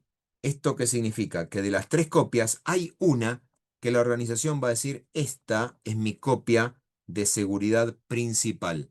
Las otras dos van a ser copias adicionales, van a ser copias secundarias. Que quede claro, el conjunto de datos que están en la original y las copias es lo mismo, es como una fotocopia. En vez de tener todo registrado en un único lugar, le hago tres fotocopias, llamémosle así, en vez de hacer una única fotocopia. Una va a ser considerada la original, que es la que voy a tener acceso prácticamente en forma rápida. ¿Qué pasa con las otras dos copias? Las otras dos copias necesariamente, ahora hago un ejemplo de esto, necesariamente tienen que estar en un medio de almacenamiento distinto. En un medio de almacenamiento distinto. Pongamos el ejemplo. Para hacer el backup yo conecto un disco externo, que vamos a llamar la copia original, conecto un segundo disco externo, que vamos a llamar la primera copia secundaria, y además conecto un pendrive o conecto una grabadora de DVDs para hacer la copia de seguridad. O directamente, que es lo más habitual, la tercera copia de seguridad es en tiempo real y se graba en alguna nube. No digo en Google Drive, pero alguno de los servicios de almacenamiento de Amazon, Google o no sé, el servicio que sea, Azure, el que sea, no viene al caso por ahora. Entonces, ¿cuál es la idea principal de todo esto? La idea es que yo, en vez de hacer una copia, haga tres. Una que voy a llamar original, en ese disco externo de estado sólido. Las otras dos copias necesariamente tienen que ir en un medio de almacenamiento distinto. Va de vuelta, necesariamente en un medio de almacenamiento distinto. Esto quiere decir que yo no puedo hacer una copia en el mismo disco externo. Voy a tener que usar la segunda copia en un disco distinto. Y la tercera en la nube, en un pendrive, en cinta, donde sea. Eso sería la regla 2. ¿Qué significa la regla 1? Significa que una de esas copias, obviamente no la original, porque la voy a considerar ahí, pero de las tres copias que hice, dos están sí o sí en medios de almacenamiento distinto, pero una de esas copias se tiene que almacenar fuera del lugar de trabajo principal, en el offsite. Esto significa en ese offsite que la copia de seguridad, una de las copias de seguridad, tiene que salir del lugar de trabajo. Ejemplo, en el lugar de trabajo en el cual estamos, tenemos el centro de datos. En el centro de datos, donde están todos los servidores, se hacen las copias correspondientes y esas copias correspondientes hacen que, entre tantas cosas, yo haga las copias de todos los datos de todos los sistemas. Al hacer las tres copias, una la voy a dejar en el lugar de trabajo para que si se rompe algo la pueda restaurar fácilmente y tenga acceso rápido. La segunda copia va a estar en el mismo lugar, pero en un medio de almacenamiento distinto. Si una está en un disco de estado sólido, la segunda copia puede que esté en un pendrive. Y la tercera la puedo hacer en otro dispositivo, pero esa tercera copia me la llevo del lugar. ¿Por qué? Vamos a hacerlo bien catastrófico. Supongamos que en este ejemplo que vengo planteando, la copia de seguridad se hace todos los días a la 1 de la mañana y lo que queda en el lugar donde está el centro de datos se incendia o está inaccesible, para no ser tan dramático. Está inaccesible ese lugar. Si apliqué esta regla 3-2-1, en el peor de los casos están comprometidas la copia original y la primera copia, pero la tercera copia, como yo me la llevé fuera del lugar, puede que esté en una oficina distinta, puede que esté en otro lugar. Hoy en día esto con las aplicaciones en nube y todos los servicios que se ofrecen de SaaS, PaaS y demás, es posible hacer la copia en una nube prácticamente en tiempo real. Entonces, si se llega a romper el centro de datos o está inaccesible, yo puedo de alguna forma acceder a la copia, a la tercera copia que quedó en, en forma remota. Entonces, al estar en esa forma remota, o quedó afuera del lugar de trabajo, yo puedo acceder, en el caso de que exista algún inconveniente, puedo acceder a la copia de seguridad. Nuevamente, esto lo va a hacer alguien del departamento de tecnología. Sin embargo, es importantísimo para los que gestionan sistemas y tecnologías entender qué es lo que está ocurriendo.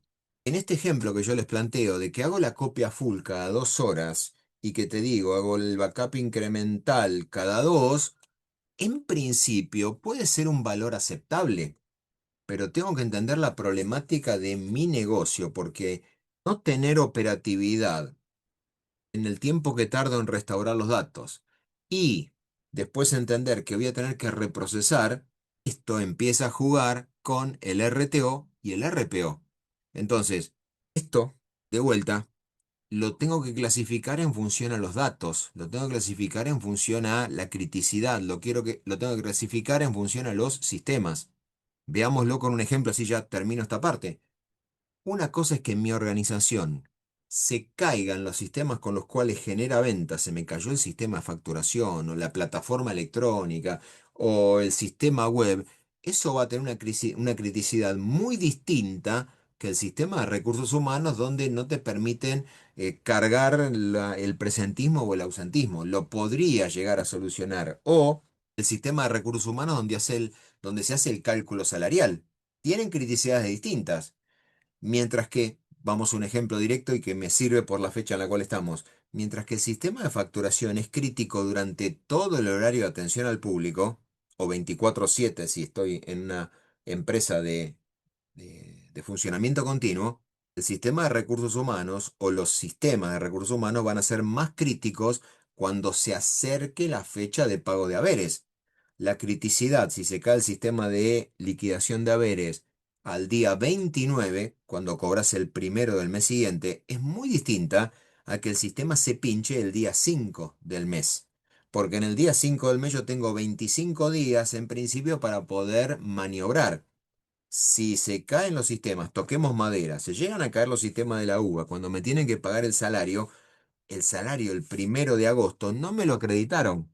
Y la criticidad no es solamente un docente que no cobró, es todo el conjunto de docentes. Si ustedes el día lunes, cuando rindan el examen y van a presentar el certificado de examen, el certificado de examen lo vas a presentar, pero si el sistema de recursos humanos, donde te van a justificar tu ausentismo en tu lugar de trabajo, se cayó el día 3, tienen tiempo para cargarlo el 4, 5, 6, lo que fuera. Si está por terminar el mes, llega el 29 de agosto y vos no tenés cargado el certificado de examen, lo más probable es que te descuenten el día, que te descuenten el presentismo. Entonces, la criticidad está de la mano no de la tecnología, toda tecnología es crítica, eso tiene que quedar en claro, pero ahí va la criticidad que está relacionada con el tipo de negocio en el cual estoy. Por algo, de nuevo, me interesa saber qué tipo de negocio soy, uno a N, N a 1 T, y otra cosa es entender qué tipo de proceso tengo. tengo proceso con horario controlado, soy centralizado, soy descentralizado, tengo temas distribuidos o directamente soy un proceso 24/7. Un proceso 24/7 es absolutamente crítico. Imagínense, toquemos madera, llamar al SAME y que el SAME no te atienda porque se le cayeron los sistemas. El SAME me tiene que atender, es tecnología crítica. Si el SAME se cae y se le cuelga la computadora al operador del SAME, como se trabaja en equipos espejados, el operador, si se llega a caer la comunicación, está a 3 segundos de que el equipo secundario esté funcionando. Y eso se verifica permanentemente. Entonces, de acuerdo al tipo de organización es donde empieza a jugar el tema criticidad. La otra cosa, por la hora en la que estamos, que tenemos que mencionar es esto, que son el BCP, el Business Continuity Plan y el DRP, que es el Plan de Recupero de Desastres. Nuevamente, si yo necesito asegurar la operatividad de mi organización, llamémosle así, los elementos que mi organización necesita, los datos y todo lo que podríamos llegar a denominar como los procesos de mi organización, necesito eventualmente que mi organización funcione de la mejor forma posible. Pensar que nunca van a ocurrir incidentes es pensar en pajaritos de colores. No se trata de que nunca van a existir incidentes, que nunca van a haber inconvenientes. El inconveniente va a ocurrir. El tema es entender y estar preparado para cuando ese inconveniente ocurra. Creo que el otro día en clase les dije, miren, hasta ahora la Facultad de Ciencias Económicas no fue hackeada. Esto significa que no hubo nadie que accedió a los sistemas donde está todo el historial académico de ustedes y mío, y hasta ahora ninguno de los datos del historial académico se perdió. Pero si el historial académico se perdiese, se tienen que empezar a disparar un montón de temas para poder volver a la normalidad y eventualmente entender que deberían ponerse en práctica estos dos elementos, el plan de continuidad de negocios y el plan de recuperación de desastres. ¿Qué significa esto? Significa que si, toquemos madera primero, si algo llegase a perderse de nuestro historial académico, nosotros vamos a querer que nuestro historial académico de alguna forma esté resguardado. Vamos a querer, y probablemente lo estemos ignorando, vamos a querer que cada transacción que se realice en todos los sistemas de la facultad, ya sea porque te cargaron la nota, porque te asignaron una vacante, porque, no sé, aprobaste una asignatura, lo que fuere, vas a querer que todo eso quede registrado y vas a querer que existan las políticas de seguridad que correspondan para que en el hipotético caso de que ocurra, y el hipotético caso no es que ocurra, va a ocurrir, es que cuando eso ocurra, se restaure de la mejor forma posible. Y es así que se trabajan estas dos cosas. De nuevo, estos planes son absolutamente tecnológicos, los va a llevar adelante el área de sistemas, pero esto impacta en cada área de negocios. Damos por hecho que la facultad y el área de sistema de la facultad hace los backups correspondientes. Ahora, la facultad o las áreas correspondientes, pongámosle secretaría académica, va a tener que establecer temas de criticidad para saber qué es lo que tiene que hacer cuando los sistemas no están. Supongamos, vamos a un ejemplo. Ustedes se inscribieron, entiendo, la gran mayoría para la cursada regular a partir del 12 o no me acuerdo qué día es, 13 o 14 de agosto, no sé cuándo es que empieza. El 13 de agosto creo que empieza el cuatrimestre con la cursada regular. Vos vas a querer que mínimamente el 12 de agosto tengas la posibilidad de saber si te asignaron o no la vacante, porque en definitiva, si te asignaron la vacante, vos ya más o menos planificaste tu día, tu cursada durante estas 17 semanas que siguen, o de alguna forma también vas a querer que, si no te asignaron la vacante, ver qué alternativa tenés o qué haces con tu tiempo, el tiempo que tenías destinado a cursar una materia que no está. Si se caen los sistemas de asignación de vacantes durante el cuatrimestre, el problema no es tan complicado, porque si el sistema no está operativo, tengo más tiempo de maniobra. Ahora, si las vacantes que dice acá el cronograma que van a ser publicadas, la asignación de vacantes, el 7 de agosto, Si el sistema se cae el día 6, estoy en un verdadero problema de criticidad porque al otro día tengo que informar esos datos. Convengamos que también, siendo la facultad, nos pueden dar 1 o 2 o 3 días extra para notificarnos la vacante. Pero si yo estoy en una problemática de negocios no educativa, esa problemática de negocios hace que durante 2 o 3 días no tengo sistemas para atender a mis clientes. Y es acá donde empieza a cobrar mayor importancia. Lo que quiero transmitir también es que muchos de estos valores que, asumiendo que soy yo en este caso, que los de sistemas damos como buenos, hay veces que no son como buenos, no son buenos para la operatoria diaria de la organización. Y es así donde empiezan a surgir varios y no pocos conflictos.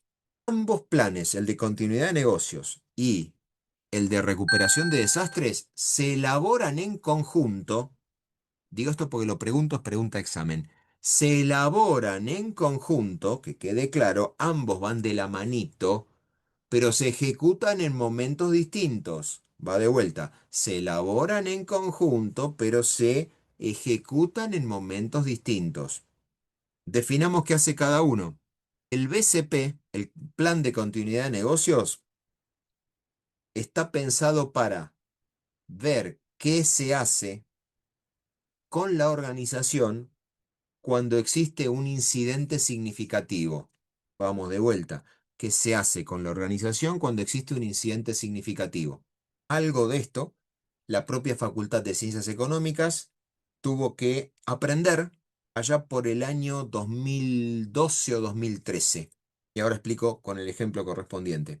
Mientras que el BCP es asegurar cómo funciona la organización o ver qué tengo que hacer para que la organización siga funcionando ante la interrupción, el DRP, el Plan de Recuperación de Desastres, está concentrado en recuperar tecnológicamente la organización, las aplicaciones y, el tema no menor, los datos.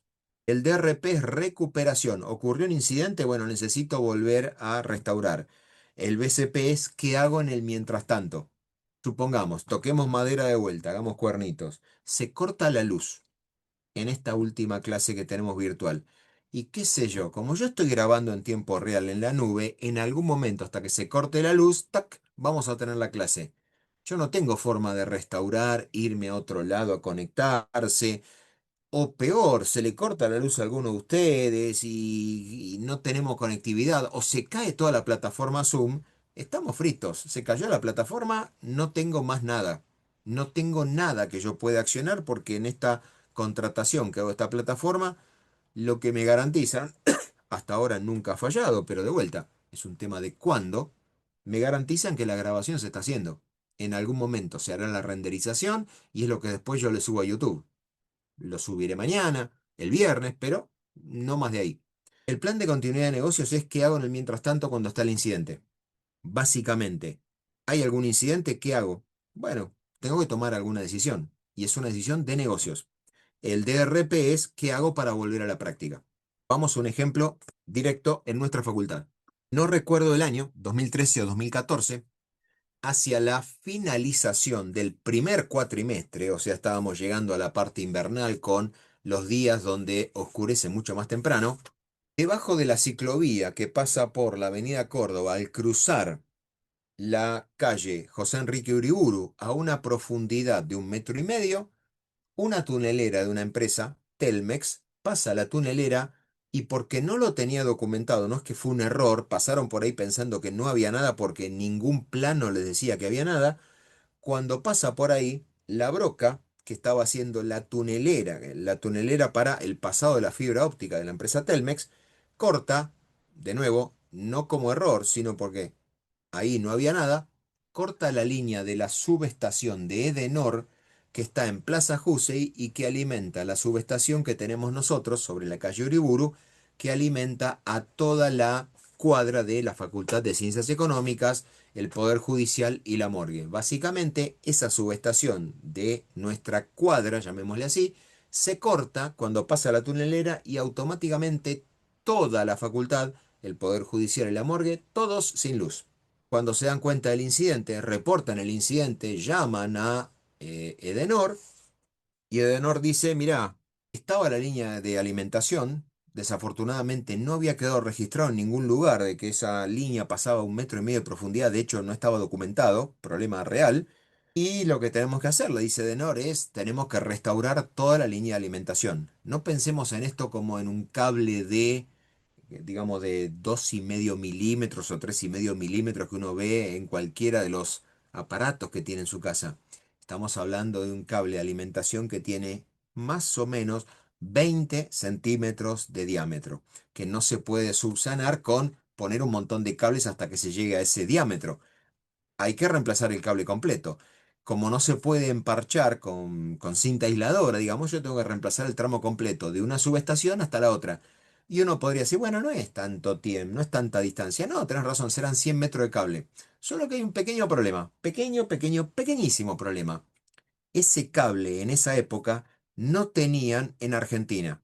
Y cuando salta esto, Edenor dijo, mirá, lo podemos traer, pero ¿sabes qué? Lo tenemos que traer en camión desde Curitiba, Curitiba, sur de Brasil. ¿Y ahora qué hacemos? Y bueno, tenemos que primero la orden para que venga ese cable desde Curitiba hasta Argentina, ningún problema, lo traemos por la ruta, en un camión, qué sé yo, con todas las medidas de seguridad, todo lo que corresponda, pero no lo puedo mandar en avión, mandarlo en barco es ineficiente, lo tengo que subir en algún camión y bueno, va a tardar unos días en llegar.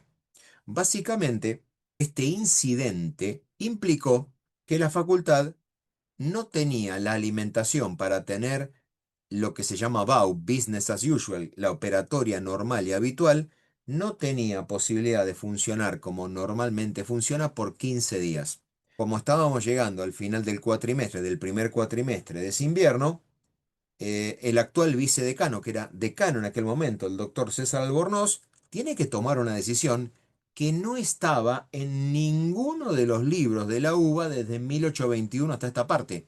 En ningún lado decía, ¿qué hacemos si se nos corta la subestación de alimentación? Tuvo que tomar una decisión y el problema es, hay un pequeño problema. En invierno amanece más tarde y anochece más temprano. Por ende, como nosotros en económicas vamos en franja, no en esta cursada intensiva, pero la cursada en económicas es de franja impar, las clases de 7 a 9 todavía no hay luz diurna. Las clases de 17 a 19 y de 19 a 21 tampoco hay luz diurna. Entonces, tiene que tomar una decisión. Está terminando el cuatrimestre para todos los cursos entre las 9 y las 19 terminan cuando está planificado.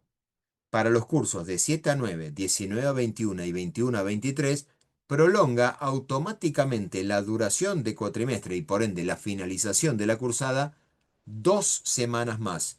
¿Por qué tomó esa decisión? Que fue una decisión acertada. Porque no había forma de que no pensemos en el aula 410 en la cual estamos nosotros, que estamos a un piso de altura. Pensemos las aulas que están en los sextos pisos, las aulas que están en el edificio histórico, algunas aulas que no tienen ventanas con donde hay ingreso de luz diurna, con lo cual no puede cursarse ahí porque ya está oscuro.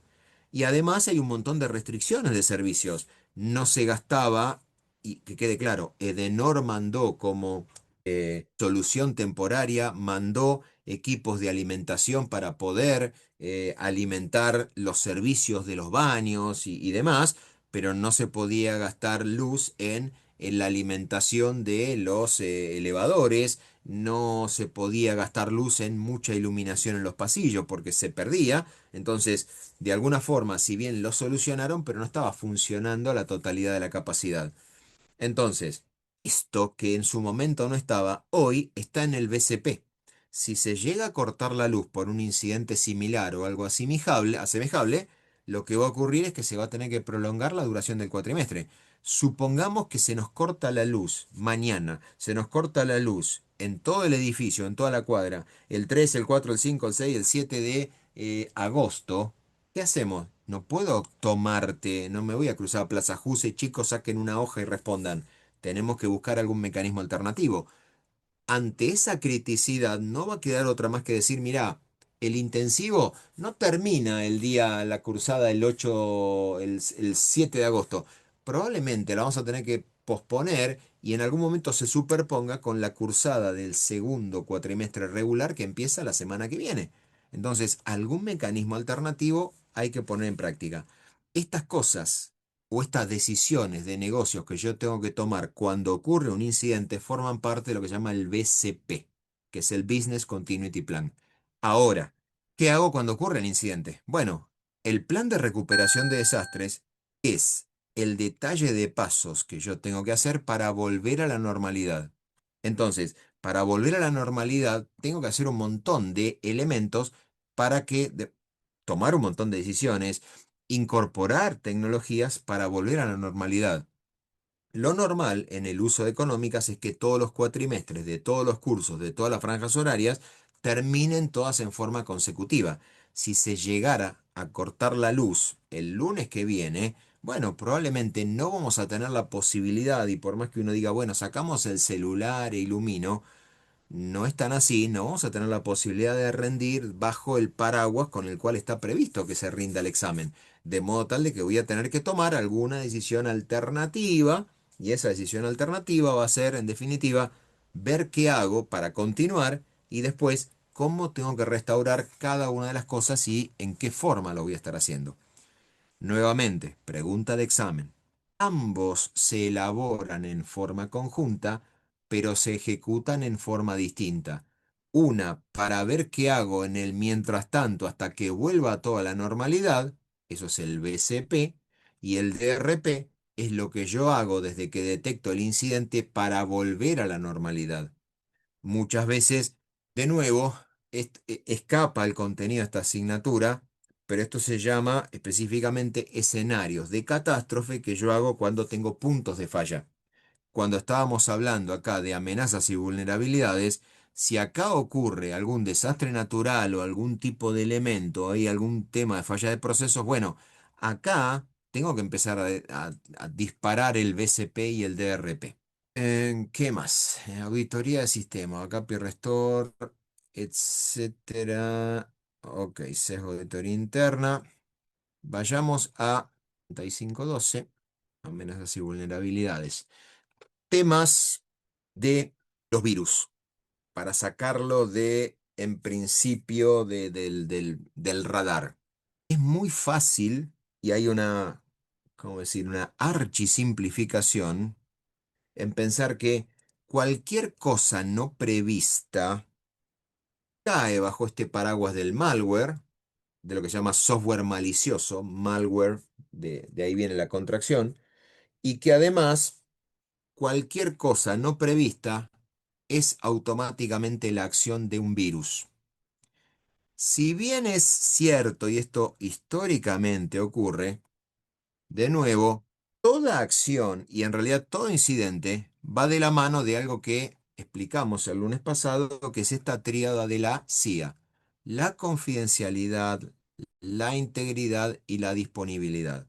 En principio, todo incidente puede que tenga interrupción de servicios. La mayoría de los incidentes con los virus informáticos, ahora hablamos de virus, de gusano y de troyano, para que quede claro, pero la mayoría de los incidentes implican una interrupción temporal. Esto, de vuelta, puede producirse porque alguien, sin querer queriendo, ejecutó algo, alguien ejecutó un programa y ese programa tuvo alguna acción maliciosa, o directamente es alguien desde afuera que trata de vulnerar los recursos de una organización. Ejemplo, este caso de la compañía de seguros que mencioné hace no sé cuánto tiempo atrás en la clase de hoy, que no es la primera compañía de seguros, eso fue una acción de lo que se llama ransomware.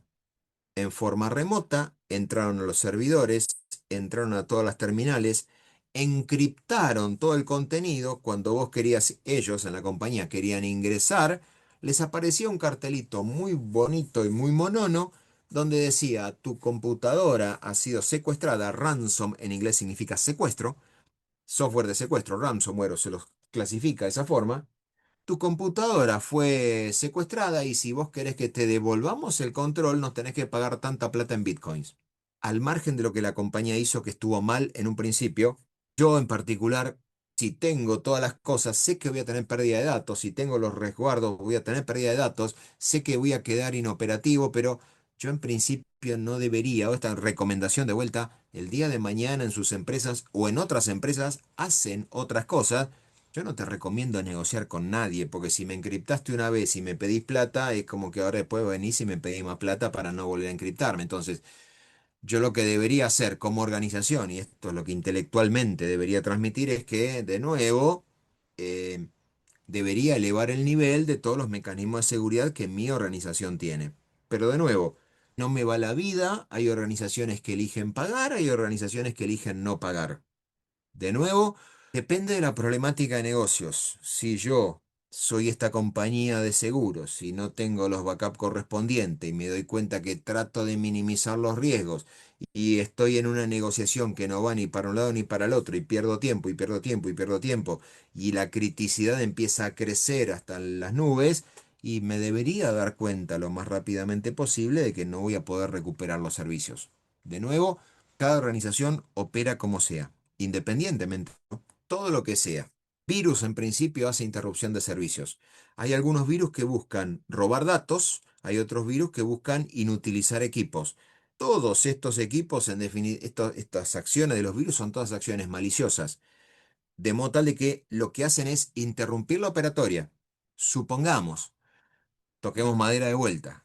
¿Hay algún gusano dando vueltas por ahí? Ahora hablamos de los gusanos. ¿Hay algún gusano dando vueltas por ahí que no tiene mejor idea que venir a miecom.gov.ar y que me bloquea el acceso a miecom.gov.ar, ya sea para que yo no te pueda cargar la nota, para que no te pueda pasar el presentismo, para que vos no puedas consultar tu historial académico, para que no se pueda acceder a ninguno de los accesos de los cursos, ni nada de las materias asignadas?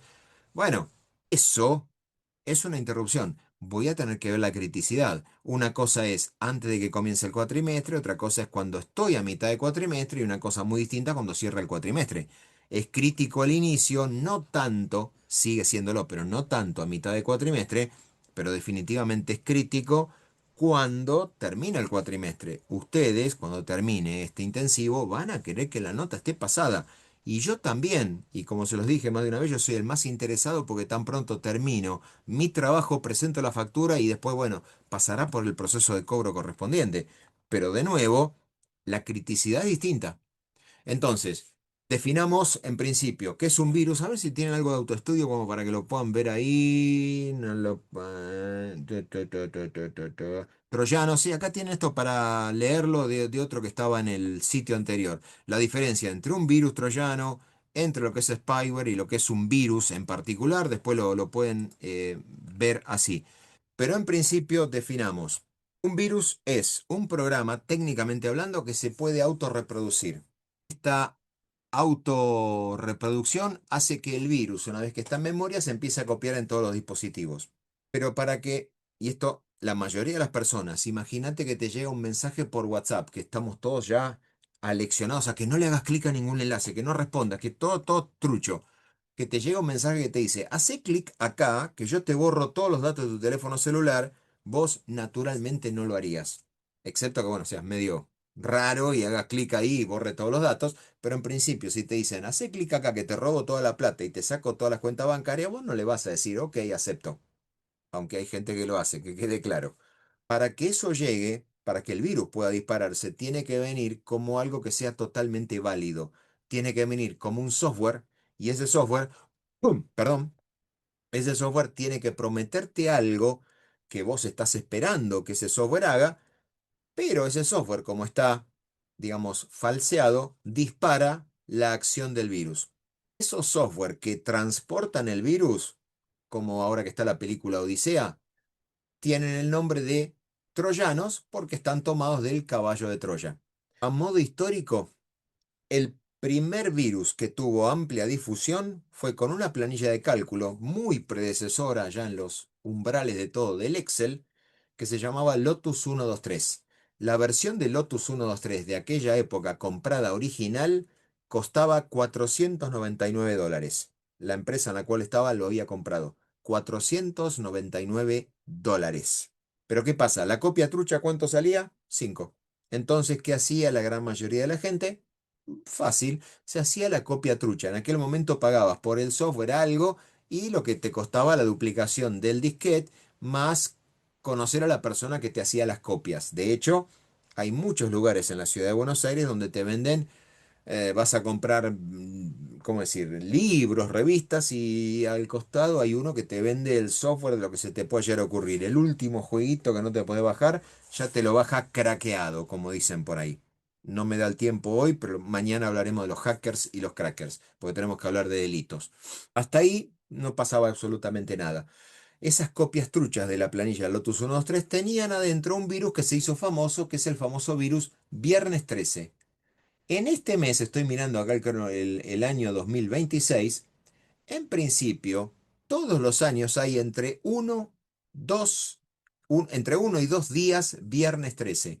En este caso, el viernes 13 ocurrió el viernes 13 de febrero, el viernes 13 de marzo, ahí tenemos los dos porque son 28 días, y el resto de los días que estoy mirando en el calendario, los días viernes, no hay más días viernes 13. Si yo hubiera estado ejecutando esa planilla el en el año 2026, con que la ejecute una sola vez, se dispara el virus viernes 13 y queda en memoria y empieza a infectar todos los dispositivos, todos los archivos. ¿Qué hace básicamente? Bastante fácil. Cuando llega el día viernes 13, si el virus está en memoria, empieza a borrar todos los datos. El virus más famoso, que fue el viernes 13, casualmente venía adentro de la planilla de Lotus 123 que funcionaba como troyano. Pero ¿qué ocurre? Acá vos tenías que haber comprado la planilla, tenías que haber ejecutado, tenías que haber hecho todo. Con lo cual los virus, yo te tengo que bajar una aplicación y vos ejecutás la aplicación y misteriosamente, cuando uno entra en la tienda de aplicaciones del teléfono que sea, te dice contiene publicidad. En principio te dice contiene publicidad, pero alguna de esas aplicaciones, cuando las vas a instalar, te va a decir, yo tengo Android, te dice el Play Store, sabe que tiene publicidad declarado por el que lo fabrica, el vendor, pero no pudimos verificarlo. Entonces te está dando la pauta elípticamente que, mira, algo tiene, te registra datos, pero ¿qué hace con esos datos? La verdad que no lo sé. Y te lo va advirtiendo. Ahora, lo que está por la masividad de Internet mucho más difundido es específicamente todo lo que son los gusanos. Esto de los gusanos implica que vos al entrar en algún sitio web, les pido en la mayoría de los casos, cuando hagan este tipo de cosas o se quieran meter a ver qué tenemos por acá, web superficial, después vean esto que lo tienen puesto ahí en español, después vean esto, la diferencia donde, por ejemplo, decía, yo estoy a medio camino de poder conseguir la identidad de todos ustedes, entro en la dark web con el navegador que corresponda, no lo voy a explicar, pero lo tenemos que saber. Es más o menos como decir, no te voy a explicar temas de drogas, pero tenés que saber que existen las drogas. Bueno, esto es lo mismo que ocurre por acá. Véanlo en su momento, cuando tengan algún minuto de tiempo. Eh, en esas páginas web, en algunos casos, aparecen los gusanos. Yo entro en la página web y sin querer queriendo me empieza a bajar aplicaciones, me dice que me baja cookies, bueno, la tecnología está permanentemente cambiando. Los delincuentes, llamémosle así, están permanentemente perfeccionándose y todos los que son las herramientas de defensa tecnológica siempre están corriendo de atrás. Entonces, para cerrar, diferenciemos que todo virus en principio, y un gusano también va a tener algún tipo de acción de generar algún tipo de maldad o algo que no está previsto. Y de nuevo, para que yo pueda, digamos, quedarme contagiado al mejor estilo de un virus humano, voy a tener que entrar en algún lugar donde el sitio esté contagiado o bajar algún software que despliegue y haga este tipo de cosas. Mañana, con esto que digo a continuación, arranco mañana. Los que son delitos desde el punto de vista de la tecnología de información o los delitos informáticos, como se llaman, tienen diferentes formas de verse. Por ejemplo, si yo hago un virus en Argentina y me terminan eh, pescando que fui yo el creador del virus, a mí me van a hacer una causa penal. En otras latitudes, como el virus se trata de un intangible y es un software que no tiene, algo que vamos a ver mañana, que no tiene personalidad de por sí, generar el software por ejemplo, en Rusia, hacer un virus en Rusia, para la comunidad y para la legislación rusa no es un delito. Entonces, tenemos que entender esto porque en el país en el cual estamos y con las empresas en las cuales probablemente trabajemos, van a tener diferentes formas de aplicación respecto de lo que pasa en la gestión de las empresas.